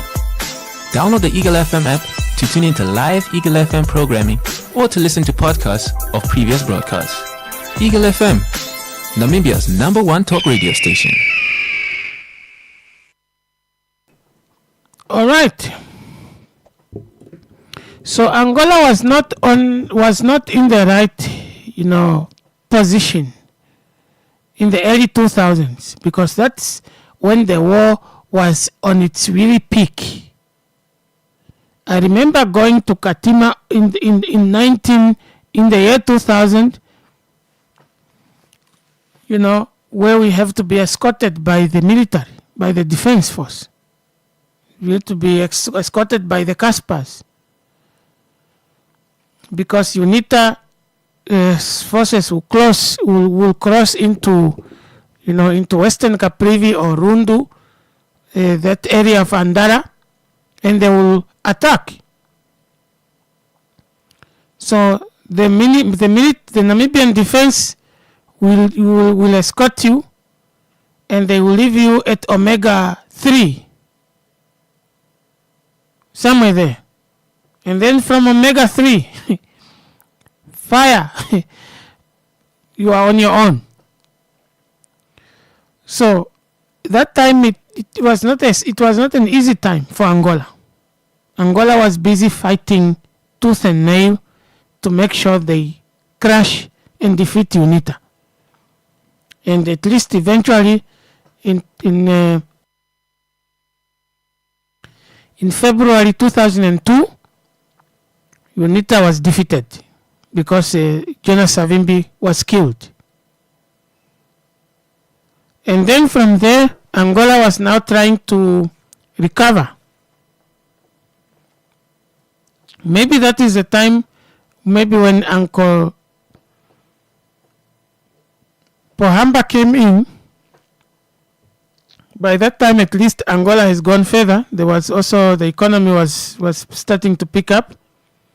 Maybe they were supposed to resuscitate to say, Angola, why can't you build a railway, even a 50 kilometers? Whatever, I don't know how it works. Maybe from Rwanda to Santa Clara. I don't know how many kilometers that is going to be. That is between Santa Clara and the Luanda. So you build a railway from Santa Clara and Luanda, from Luanda to Santa Clara, and then Namibia can also now build, from Oshikango into Santa Clara to connect. Yeah, for now, we are only talking about future. We don't know when Angola will decide to do that. So we don't know when Angola will decide to do that. But with trucks, this is very difficult to have the train, moving to Ondangwa, on to compete with trucks. We have a lot of trucks that come from the north that come to take goods here and vice versa. So what was the plan about the trucks? The government did not come up clear. And so then Trans-Namib was thrown into the deeper end to fend for itself. And it was a problem because you see all the time we are talking about Trans-Namib all the time being bailed out, and all that, but we need to also understand that Trans-Namib is thrown in the deeper end. As far as the northern rail line is concerned, because the government was supposed to say no more trucks transporting this magnitude. From this magnitude, from this to this, yes, trucks can be transporting from this to this. But if something is beyond this, no. You need to use the train. Yeah, the government can even, the government can then allow Trans-Namib to be transporting the train, to be transporting cargo with its train. Because they put a limit, they just needed to put a cap on what needs to be transported by trucks, what magnitude, from what to what. Then the government has to, put a law and, punishable for anybody violating that. But now there is no law. They have opened up the market. So if you open up the market, you how do you expect Trans-Namib to now compete with the trucks? And we are talking about decongesting, B1. We are going to decongest it. B1 can only be decongested if train is given power. That guys, if it is cement, you transport cement, timber, all those things, heavy stuff, they must be in a train. And then the train must be, improved to the point that it is efficient. That the transportation of the train is efficient, that if the train take off today, I must receive my things tomorrow. Because we are talking about business now here. Business cannot wait that the train is taking 3 to 4 to 5 days to reach, the north. Yeah, there must then be an efficient transport system that makes the train take off at 3 o'clock yesterday, and by today they are offloading at 7. In the morning, 7 o'clock in the morning, the cargo is delivered. And then trucks will come and take the cargo from Ondangwa. Ondangwa becomes a logistic hub. Those who are from Oshakati, they have trucks. Oshakati going up to, Omsati, they're going to, Okongo, wherever in the north. Rundu, Katima. Or maybe the ones that are from Katima, they take their cargo to, in Grootfontein. You make Grootfontein the logistic hub for now, while you are busy extending. Because even if we say we want to extend the railway line from Grootfontein to Katima, That's almost maybe 800 to 900 kilometers. And then to the border of Zambia. You can say that, okay, Katima is a logistic hubs. The trucks that come from Zambia, bringing whatever they are bringing, they come in Katima. And then we load that into the train. And it takes to Walvis Bay. Or Windhoek.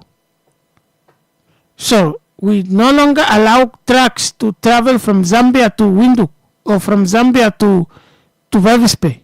No, we will no longer allow that because now we have a railway, we have a rail line from Katima to Grootfontein. Then Grootfontein, that rail goes up to Walvis Bay. So you come up with that law, but now there's no law. And then it will be easy for Trans-Namib train to not to be seen on Dangwa or Chicago rail line for 2 or 3 years, even 4 years. That would be normal. It's not even supposed to be a surprise.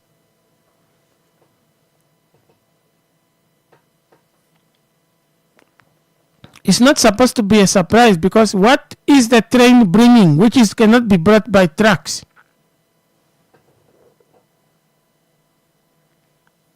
So how do you expect the train to be on the rail all the time when whatever it's supposed to be brought there is brought already by trucks? So that is the problem. That's a predicament in which Trans-Namib is at this point in time because there was no law. It is a good initiative. And I also believe that, this rail line has a potential. But that potential is yet to be seen. We don't know when Angola is going to decide to build the railway to connect with Oshikango. We don't know. So, some people are saying no because Angola is also building Lubito or whatever. No, Lubito does not stop Angola from building rail line to connect here. The Lubito thing does not. In fact, even when people are talking about the DRC, coastal corridor, the DRC coastal corridor is very small.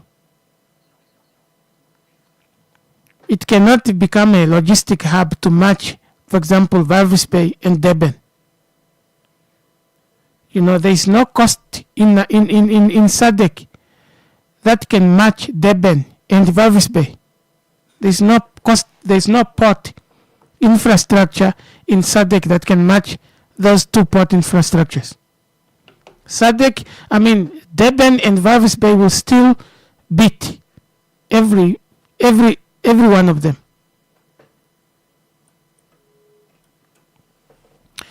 Let's go for a short break and we continue. My friend, why do you seem so worried? Ace, I'm planning an event for next weekend, and I don't know how to best get people to hear about it. Sizuma, don't worry about those small things. Contact Eagle FM today. Eagle FM has a dedicated team that can travel anywhere countrywide to broadcast live at any event such as a promotion, organizational launch, anniversary, wedding, funeral, political or traditional and church events, and basically any event that you wish to broadcast on a national level. Call them now and talk to Monica at 081 270 3727 or the office number 083 2888 400. Eagle FM, the eye.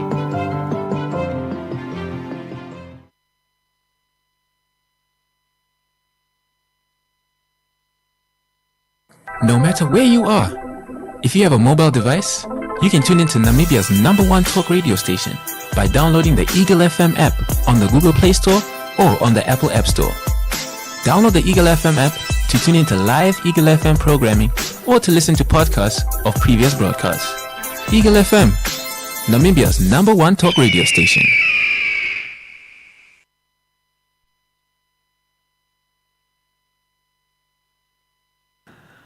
Okay. We come back and we are going to look at this story. The Prime Minister Elijah Ngurare says that agriculture is the foundation of Namibia's 6th National Development Plan and has a critical role to play in the country's development agenda. This is in the speech that was read on his behalf at the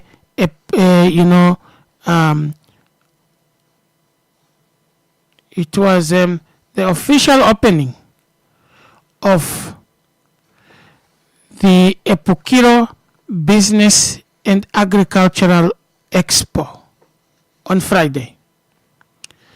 Ngurare says NDP 6 an economy that is more diversified, productive, inclusive, capable of creating decent employment. Okay, let me reread this one. Repeat it again. Very important.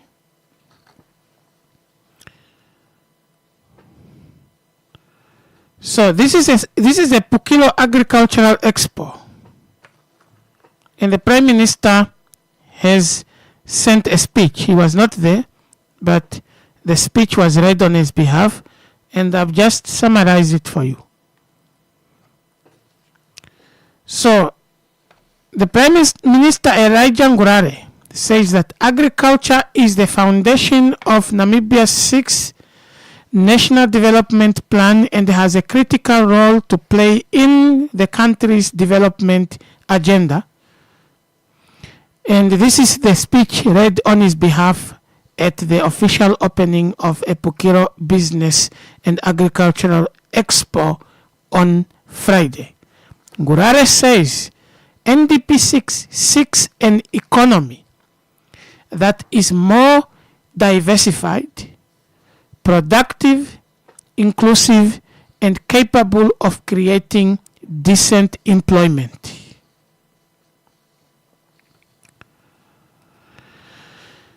Then there's a quote. Agriculture is a critical role. Agriculture has a critical role to play in achieving this ambition. End of quote. Ngurare says NDP 6 states that by 2030, Namibia should produce 80%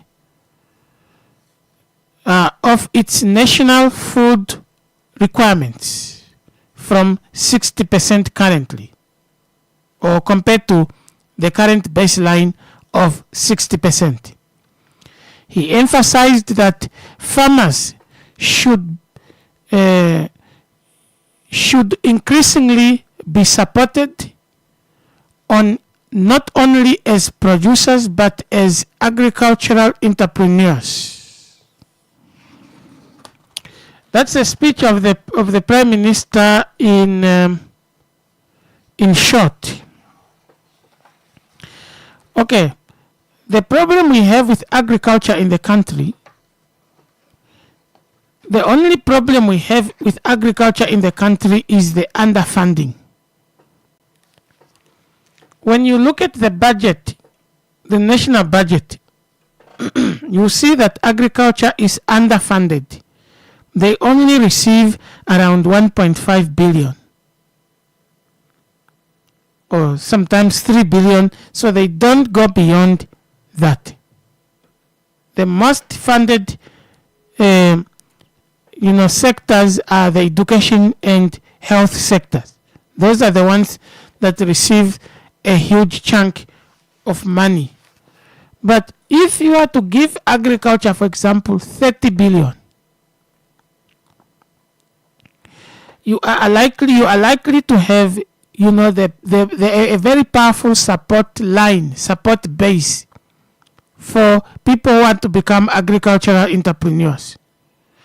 But also at the same time, the government has put up good, initiatives and in fact mechanism to support agriculture by coming up with AgriBank. And AgriBank has mechanisms that they have put in place to support farmers. So the Ministry of Agriculture itself has departments and levels that they've created with the little money that they have.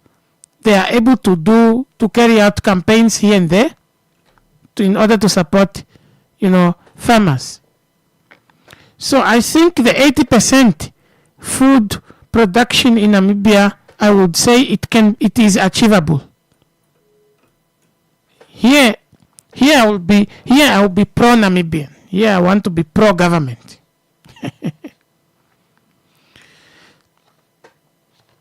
So when it comes to agriculture, what the government need to do, they just need to put more effort. But otherwise, this is achievable. Yeah, it's achievable because you see the Ministry of Agriculture sometimes giving a moratorium to say no import of this and this and this product because we have enough in the country. So those are good, initiatives. And also the Ministry of Agriculture, when they are trying to grant licenses to, producers, different producers to produce various, products and sell in the country, that is part of the plan. That's good. That's very good. And they have a very strong way of, invigilating and, supervising to see that they, producers are following the Namibian laws as far as, agriculture is concerned. So this is some of these good things that the government is doing. But yes, the economy or the economic plan of NDP 6 seeks to create a more diversified, productive, inclusive, and capable of creating decent employment. Like when people are getting into horticulture and aquaculture, crop farming, even subsistent farmers can be empowered, not just becoming just farming for consumption, but they can also farm for business.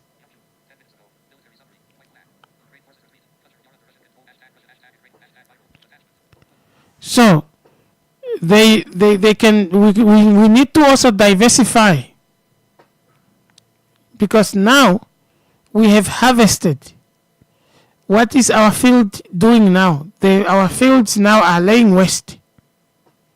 Nothing is being done. Why don't we diversify? We make twice. There are some crops that we can plant that don't really need rain.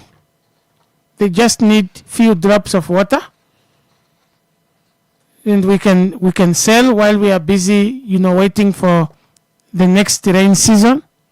And we are being told that there is something like an El Nino, and it's going to be very hot. There might not be enough rain, So all those projections should not alarm us, because we have a diversified, farming mechanism. It is 12 minutes past the hour of 8 o'clock. We are going for a short break in 3 minutes' time. But before we go for a short break, the Zambian courts are encircled by the police, and which is, security forces to prevent, the opposition from filing an application to challenge the election results and the swearing in of or the inauguration of the current president that won his second seat. His second seat he won during the elections. That was almost chaotic. So the government has made sure that the police encircles the courts to make sure that no opposition will approach the court. Okay, so that's a democracy in other countries, but I think when it comes to democracy, though I was critical of Namibians' foreign policy, but when it comes to internal democratic system, when it comes to democratic examples, I think all the countries in SADC can but imitate Namibia and Botswana, because there is no... Need some help with the groceries this month? Then USave has the competition that is just for you. Every Friday between 1 and 2 p.m., Eagle FM will be giving away a $500 USave voucher. To stand a chance of winning the $500 USave voucher, all you have to do is follow Eagle FM Namibia on Facebook, X, and Instagram, and be on the lookout for the weekly competition question. USave, where good food costs less. Okay, so there is no chaos after elections. Courts are not surrounded by the police, because if you said you won legitimately, why do you need to encircle the courts? Because the courts is the only hope that the opposition will have, and you are taking that away as well. No, that's undemocratic. Because if you have won, then allow people to challenge and let the voice of the court speak. So now the court has been there is an override over the court. And then what? So that does not set a correct picture for Zambia.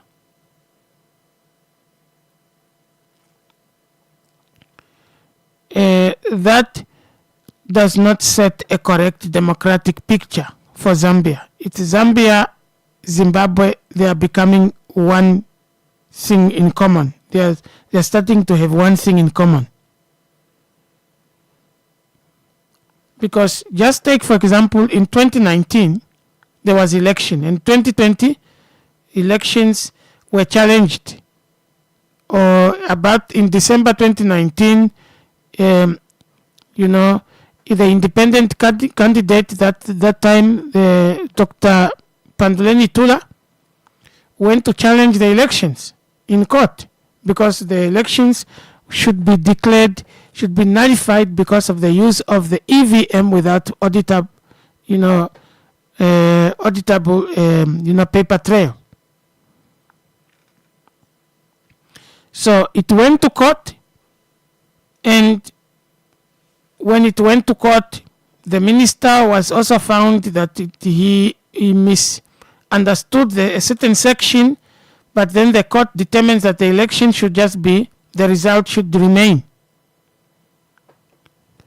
And everyone said, okay, we respect the court's decision. And they moved on. Secondly, was the 2024 elections that were challenged to say the president did not have the right to extend elections. He didn't. He violated he misused the presidential power. He abused executive power. That was, of course, Bernardo Swatboy, also Itula and others that felt that way, and they went to court. And what did the court say? We know what the court said, and we are now moving on. We are in the second year of the 8th administration. Everyone happily, occupying their space. So surrounding the courts with police, that's really Hichilema showing that he's very weak. Because if you are a leader,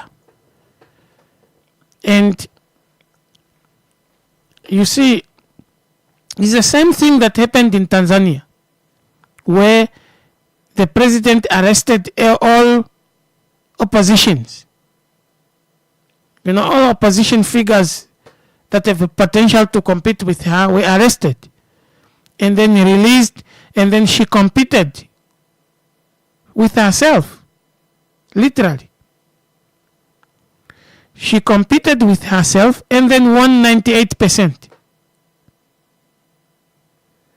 So, and will SWAPO now be, will SWAPO use Chama cha Mapinduzi as an example? No. SWAPO shouldn't go that way.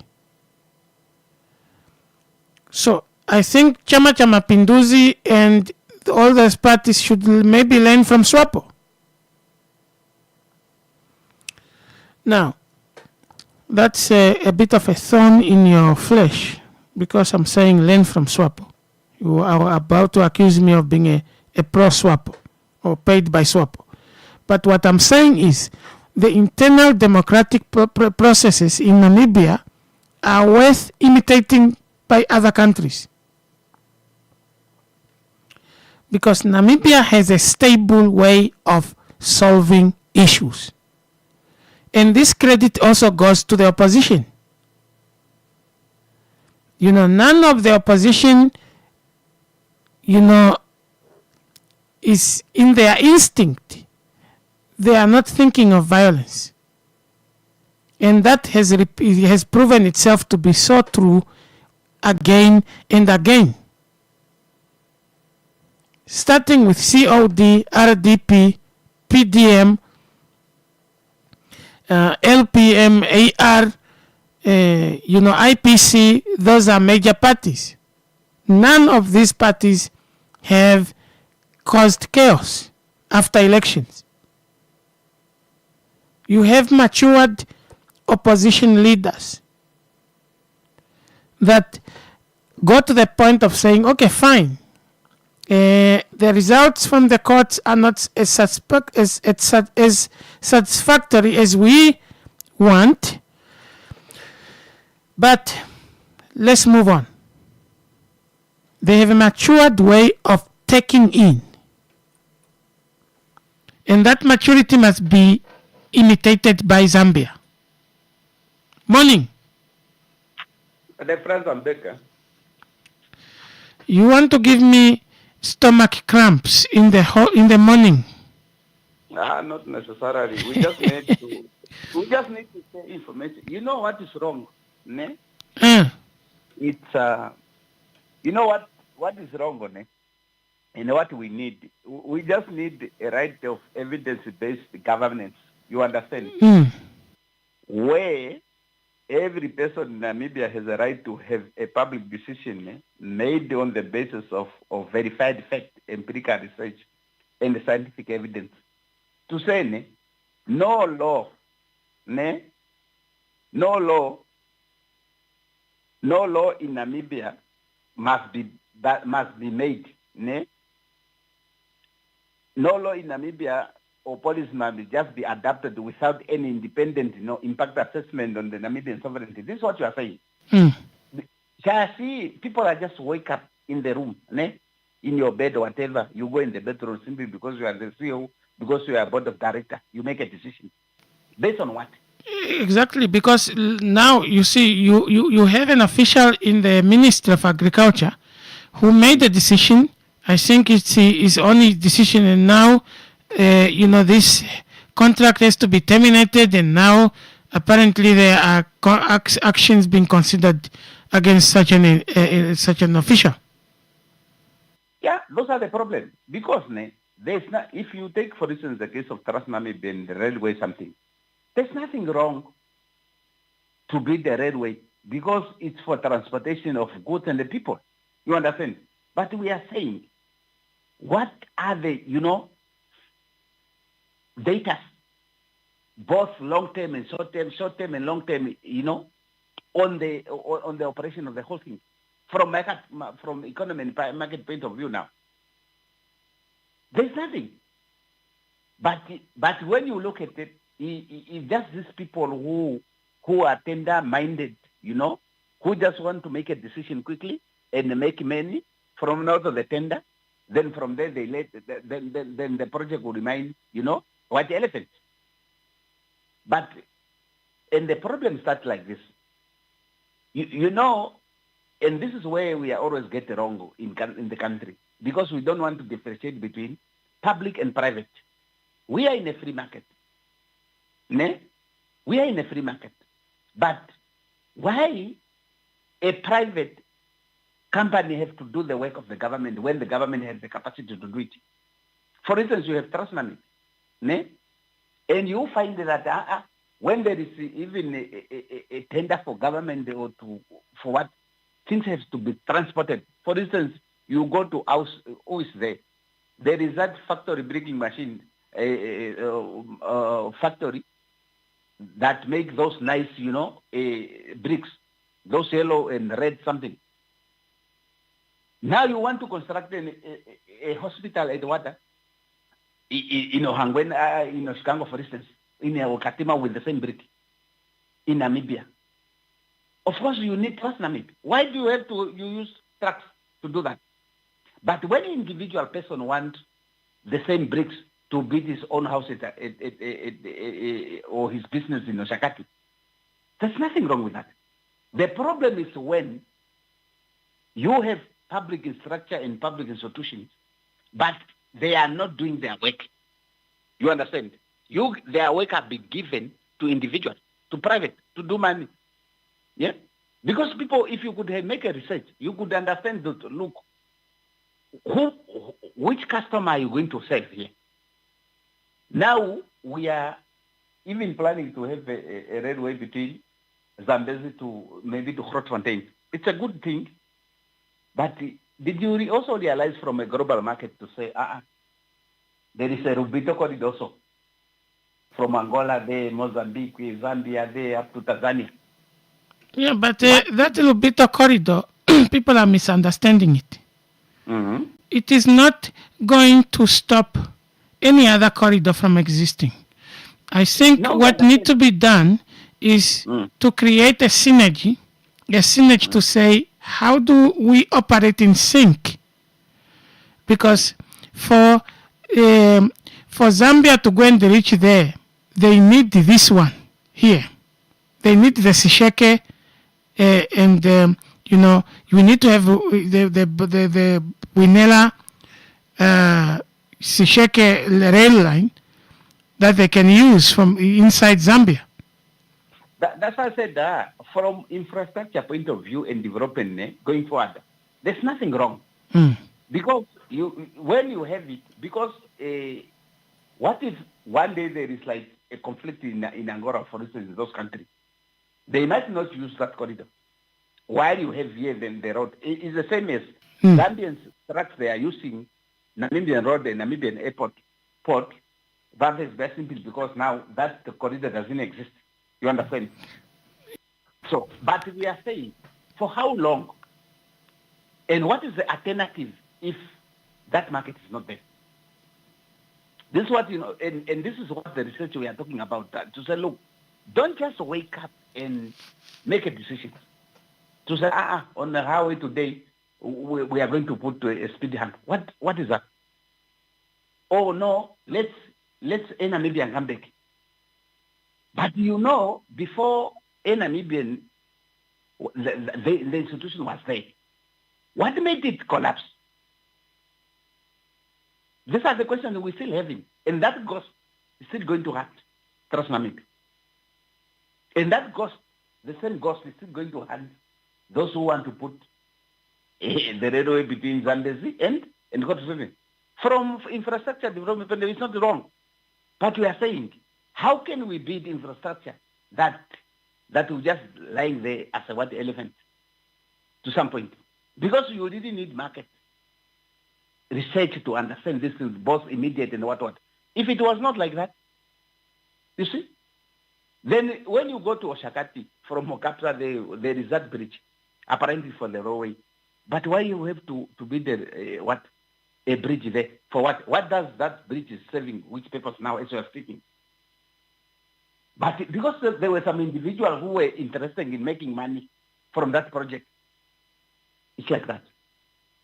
And we did not invent to say, look, apart from the goods, can we use now the railway as a what? Or as a transportation for the people? Why that provision is not there? Ne? Why that provision is not there? Sasi, you build the railway with the machine, with those locomotives of all the versions. Instead of buying and using the new technology, the new machines, the locomotives that are fast. People are using bullet trains. But you, when you are going to the market, you are still buying the locomotive of 1950s model. What nonsense is that? And you are saying you are in this area. Okay, just hold on. Internet yendelela toitulirwa moshari.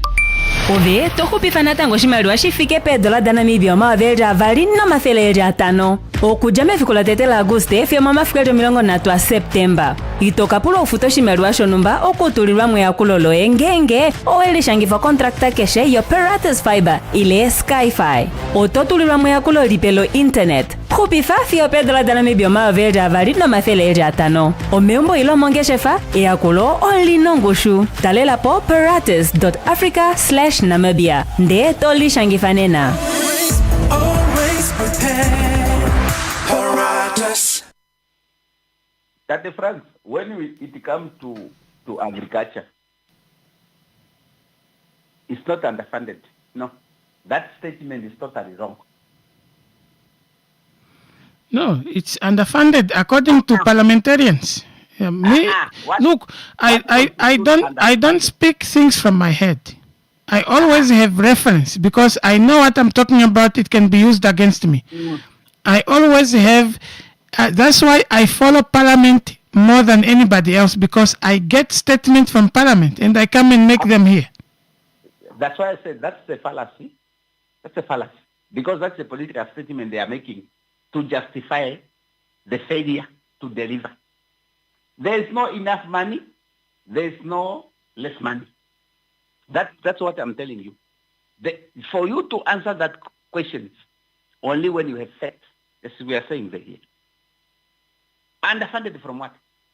Because if you are saying, if they are underfunded, let's see what are they getting out of the budget that they are getting. Let's see what is the operational budget of that. The money that go to the salary. And they also use the same, but you also find ministry returning money to treasury. What is that? My friend, we cannot be that's why I said we have to avoid political deception here. And the parable language, the politicians are used to deceive the public to think, there's not enough, They keep on demanding money, you see, but there will be nothing. Because the problem is like, we want things to be done the same day. And we already know, you must do piece by piece. If you want to eat an apparent elephant, just piece by piece. You want to say you are going to finish the whole elephant. There's no such a mathematics. And that's what people are thinking. Because the money that are there, how many white elephants that are there? When you go to Kongora, there is that thing of a crocodile, apparently. How many millions that were spent on that infrastructure? Very nice one. There's nothing happening there. But you are here telling us, there's no money. No. That's why you said, that's why I said, we need in the Constitution, just to add that article in the Bill of Rights, to say there should be evidence-based governance, right? So that every decision must be made should have all those elements. A medical study, verified effect, and all scientific evidence. It must be there. Thank you very much, Mr. Kwezi. Okay. Yes. You cannot just come in the public and tell people, there's no money, it's underfunded. No, there's no such a thing. All right. Okay. That's why I'm saying you people are romantic speakers. And you don't want to listen to me. So I will not withdraw any statement until we start walking the talk in Africa. We cannot just continue talking about the walk. And we talk about the walk, the journey we have not walked. Good morning, Advance. Morning. How are you? Good, how are you? I'm fine. Mm. When it comes to what is happening there at the runway between the train between Skango and the Tsumeb and so on, this project, I was not thinking about what they were thinking. Now they were thinking to import to transport things from through Valses Bay to Angola, and taking a mineral from Rubango, surround Rubango and other Kashinga there to Valses Bay. Yeah, but now, that time, it is over. Because you see, now they are developing their port there. Since they were using this port to have their goods from overseas through Valses Bay, it stopped long time. And then now, if you plan for that, that is not a future. I was maybe planning about the oil. Maybe they will...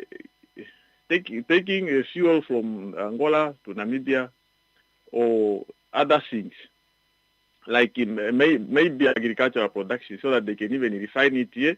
Because Angola is good in agriculture. It's a big country. They can even import maize, and they come here because the currency, for Angolan currency is weaker, the Namibia is stronger. To import maize and refine it here, maybe it will be better than that situation that idea which we were thinking about. It will come to an end. You build a strong wall to the very weak foundation. It will fall out. And this situation, the plan now, it will continue dying because now Botswana, they went the far extra mile because they build what they are busy building finance in Angola. While Namibia is not a part of it. It means that Namibia they made a poor planning. It's totally poor planning. It won't work. It won't help because I don't know if it will be Angola will build a railway line from Rubango to Skango. What is the purpose of that? What will he get there?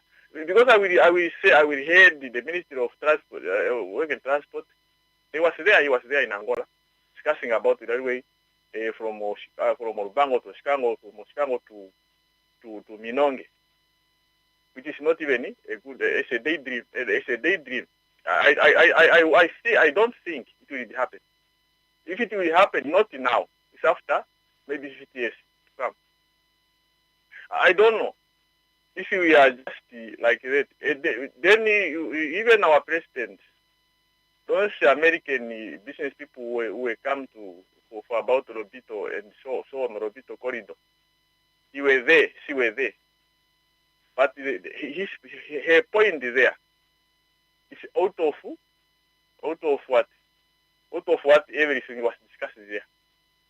Because there she said, no, we don't care what we are. We will do our industry, our own industry, and so on. But the people, they were not talking about industry. They said, we want to getting our things from DRC, Zambia, through Lobito corridor. May know from DRC, those American and other things, they still need that things to their country.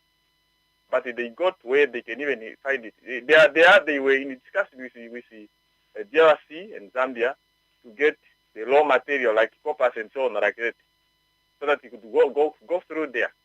But we are out of that. No matter we were there in the discussion, we were not concentrate, and we miss a point there. We don't understand what we are doing there, what they are planning. Therefore, it's like me myself, I think it will be like that, and it will be that dead on itself. Our project, they are oil or not, they are infant, dying, plan and die, like that. If it's like that, no, I don't know if it is like that. We want the goal, we want successful, because our poor planning, it will result in what we call the situation we are today. This is because of that. Okay. We must plan properly, and we plan for future, not like what short-term planning, like what we did there. Yeah. Money wasted, nothing has been out of that where we put money.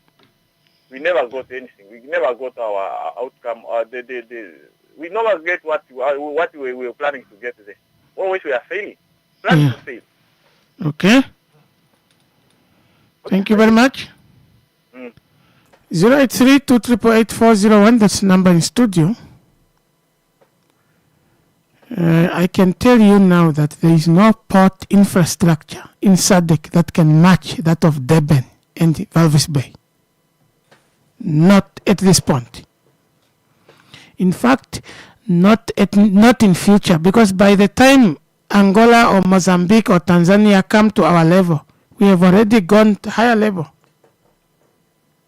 So those countries wasted time.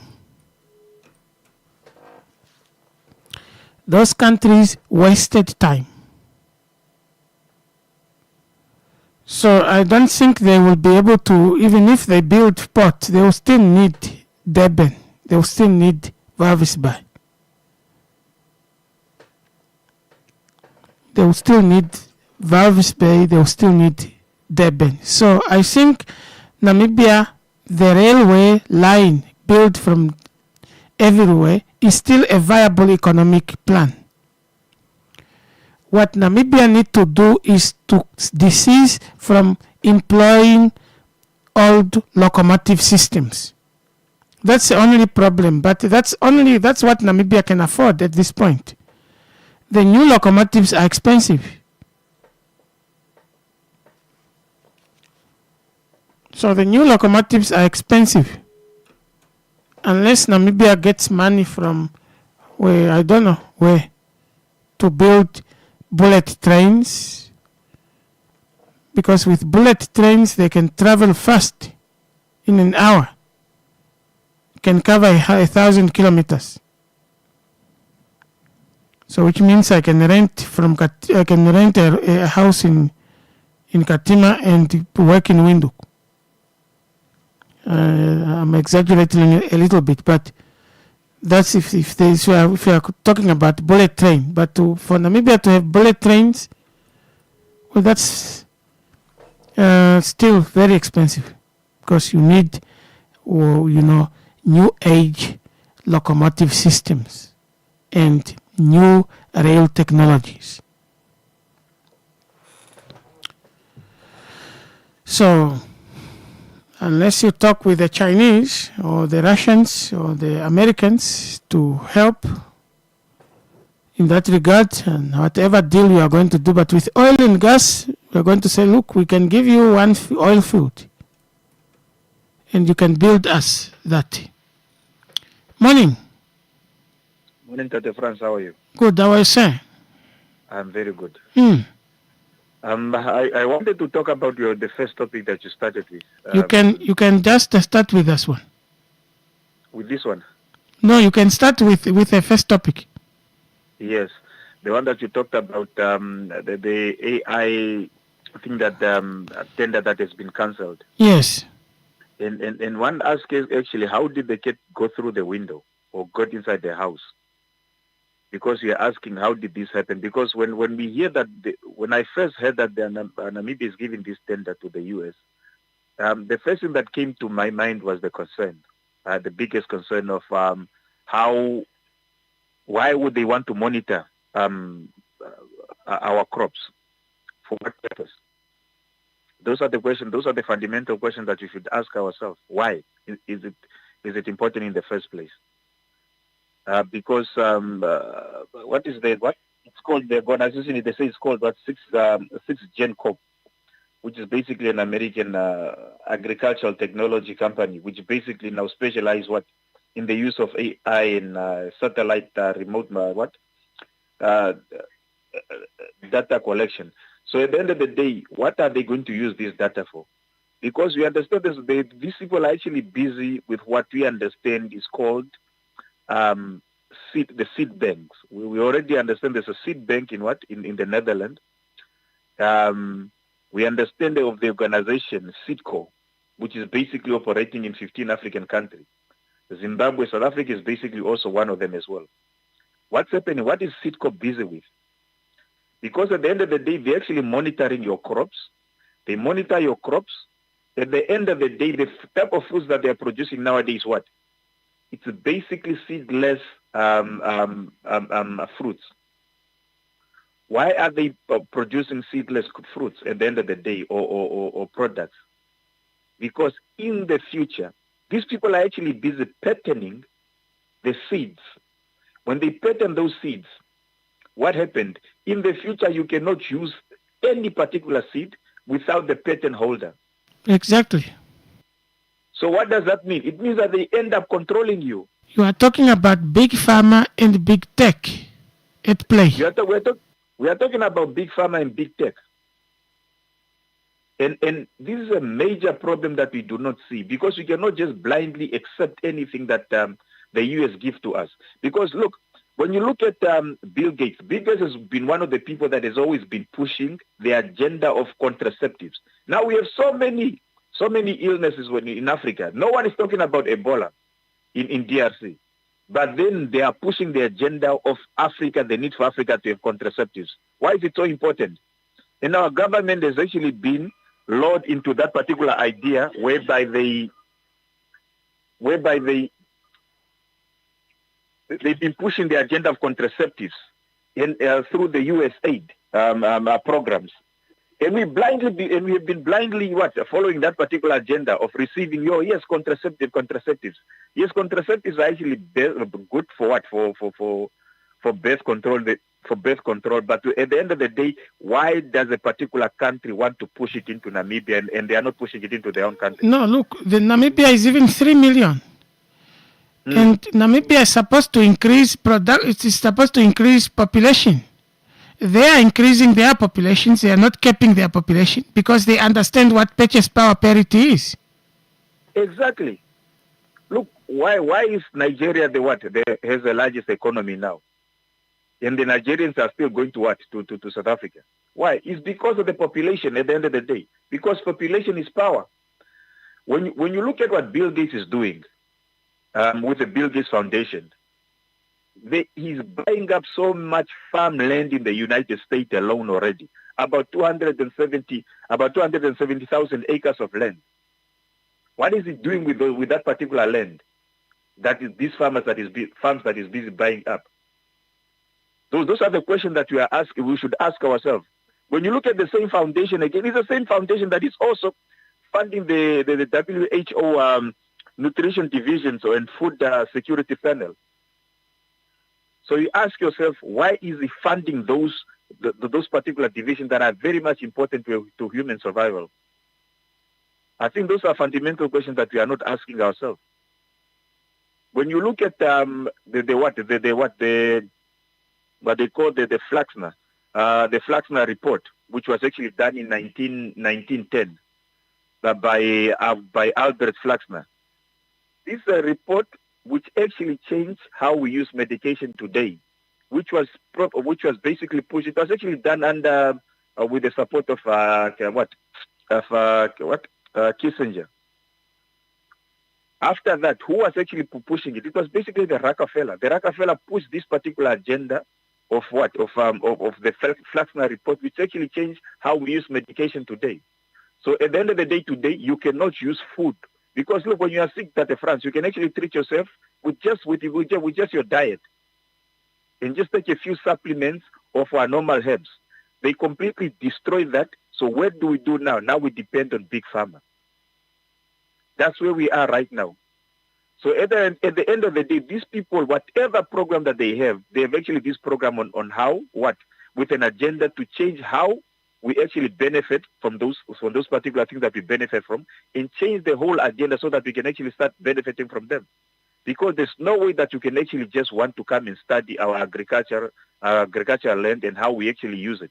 I was even surprised that most of our millets, our mahango, even comes from India.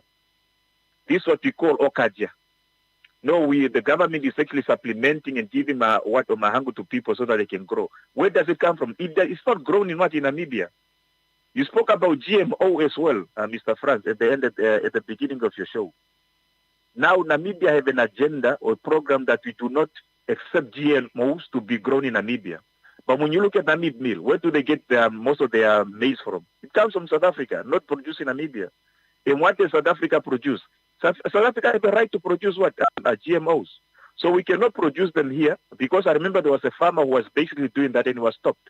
But we are still importing GMOs at the end of the day. Yeah. So I think those are fundamental questions that we need to ask. What our policy says and the loopholes that actually hampers those policies for being practiced.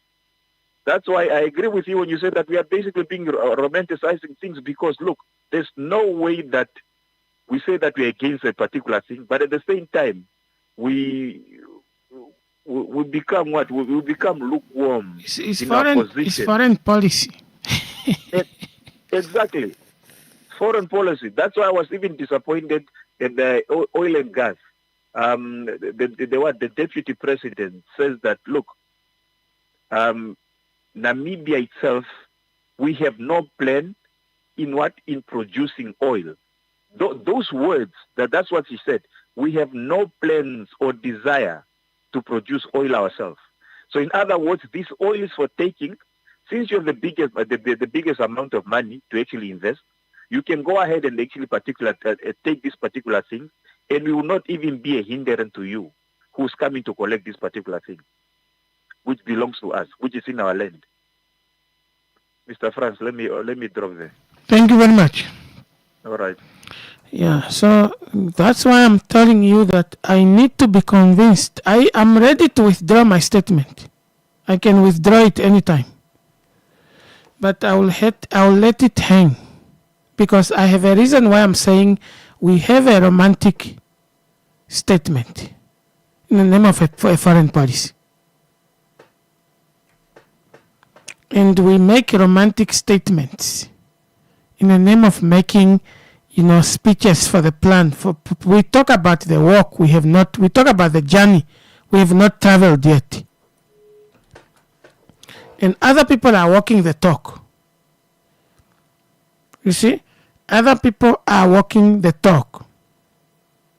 In 2006, North Korea decided, in 2004 around, North Korea decided they are going to change their foreign policy. And they rubbished the so-called nuclear non-proliferation treaty. Because the superpowers did not sign that. The superpowers, Russia and America, have the largest nuclear arsenal, and they are not giving it up. And then countries are forced to, to sign the Nuclear Non-Proliferation Treaty. It's a jungle. It's a survival of the fittest. You can't afford to be romantic in a forest if you're an antelope. That's what we are saying. When you are an antelope, you are lunch automatically to a hyena, to a wild dog, to a cheetah, to a tiger, to a leopard, to a lion. You cannot think that a lion is a friend. Never. You need to devise wisdom if you are to survive next time. And the fact that you survive today does not guarantee you that you are going to survive tomorrow. The fact that SADC is stable today, it does not guarantee that you are stable forever. SADC needs to revamp its policies. We need to pull out our socks and open our eyes. The world is moving away from that, what we are trying to keep, to hold in our hands. See, when the late President Gengob, when he said oil is not ours, we were all angry. But that was a true statement. So look at it practically. So you have Venezuela, which has the largest oil deposit, and America wants that oil. It's their oil, apparently. Trump is saying it's their oil. So if you have many Trumps in this world, you don't live like a if you take a sheep in the forest, a sheep will be eaten by a lion at that moment, because a sheep does not have the wisdom of the forest. The sheep has the wisdom of the field, because the sheep is free in the field. It has nothing to be scared of. You take a goat in the thicket of the forest, a goat will be eaten up because a goat will run into the den of the lion, because a goat does not have the wisdom of the jungle. This is what we are telling you. So this is what I'm telling you, that I'm not anti-government by saying what I said.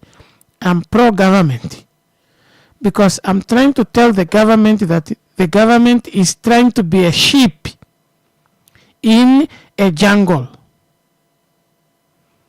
And if we try to be goat, we will run into the den of lions and offer ourselves as a living sacrifice.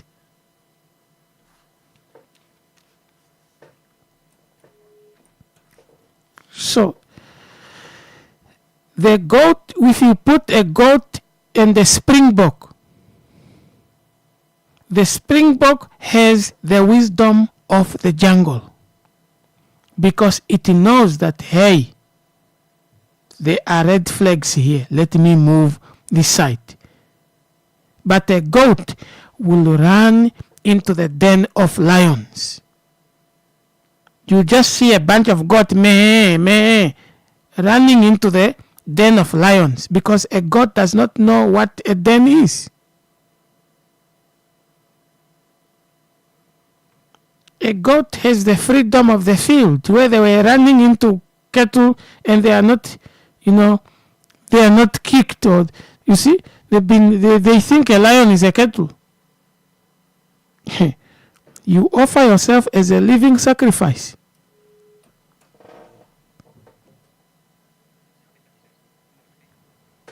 We still have 4 minutes. If there is anybody that want to come in, we are offering ourselves as living sacrifices. How do you sign to be monitored? They are not monitoring crops. You are the crop. This is what I'm saying. You are the crop. You don't have a cybersecurity mechanism. How do you control? How do you know when they are violating Namibian sovereignty? When you don't have the cybersecurity mechanisms. You don't have a law. How we are going to prosecute them under what? You don't have an AI law.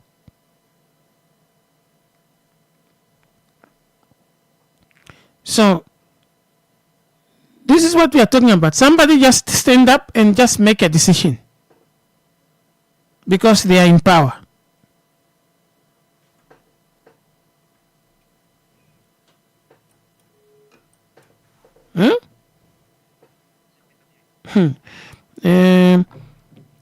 We need to teach the sheep that there is something called a jungle. And not every big four-footed beast is a cattle. Is a cow.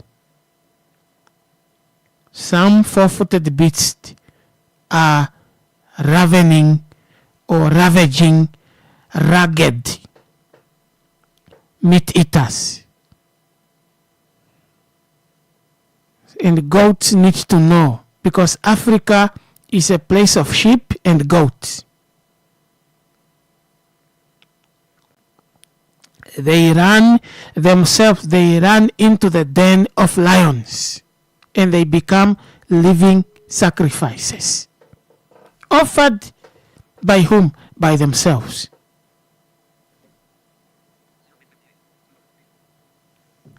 So Africa is a place of goat and sheep.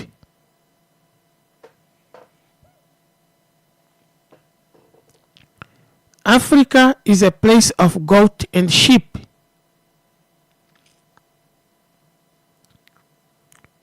They run themselves. Somebody just need to open the crow, and the goats will run themselves into the den, because they don't know they exist a den. Namibia does not know there is a jungle. Therefore, Namibia is like a girl who does not know that there are terrible men out there. And she thinks she is a queen of the street until she falls pregnant and abandoned. That's when she will know that she was playing with her life all along. That's when she will know. You have come at the last minute, eh? Sorry for that. Yes. And the ladies was off in the window a couple of minutes. Oh. Yeah. So how is the morning? The morning is good. How is the morning? You guys have, I'm okay. You have a slogan of that you are enemy to none, friend to all. Are you not stepping on your friend when you are not? You don't want to take what? You are refusing the AI. That's a question, huh? Maybe it is me that doesn't understand that statement. Me too, I don't take it, because in the world, what we live in, as a just individual person, there are just people who don't like you because you are tall, or you are too short, or you are too dark. Look, if a chicken becomes friend to all and enemy to none, her chicks will be finished at that moment, because vultures are there. So a chicken knows very well that not every bird is a friend. That's why she walks with her chicks under her wings. Because a chicken understands security, and it takes security very seriously. Because she knows that not every bird is a friend. All right.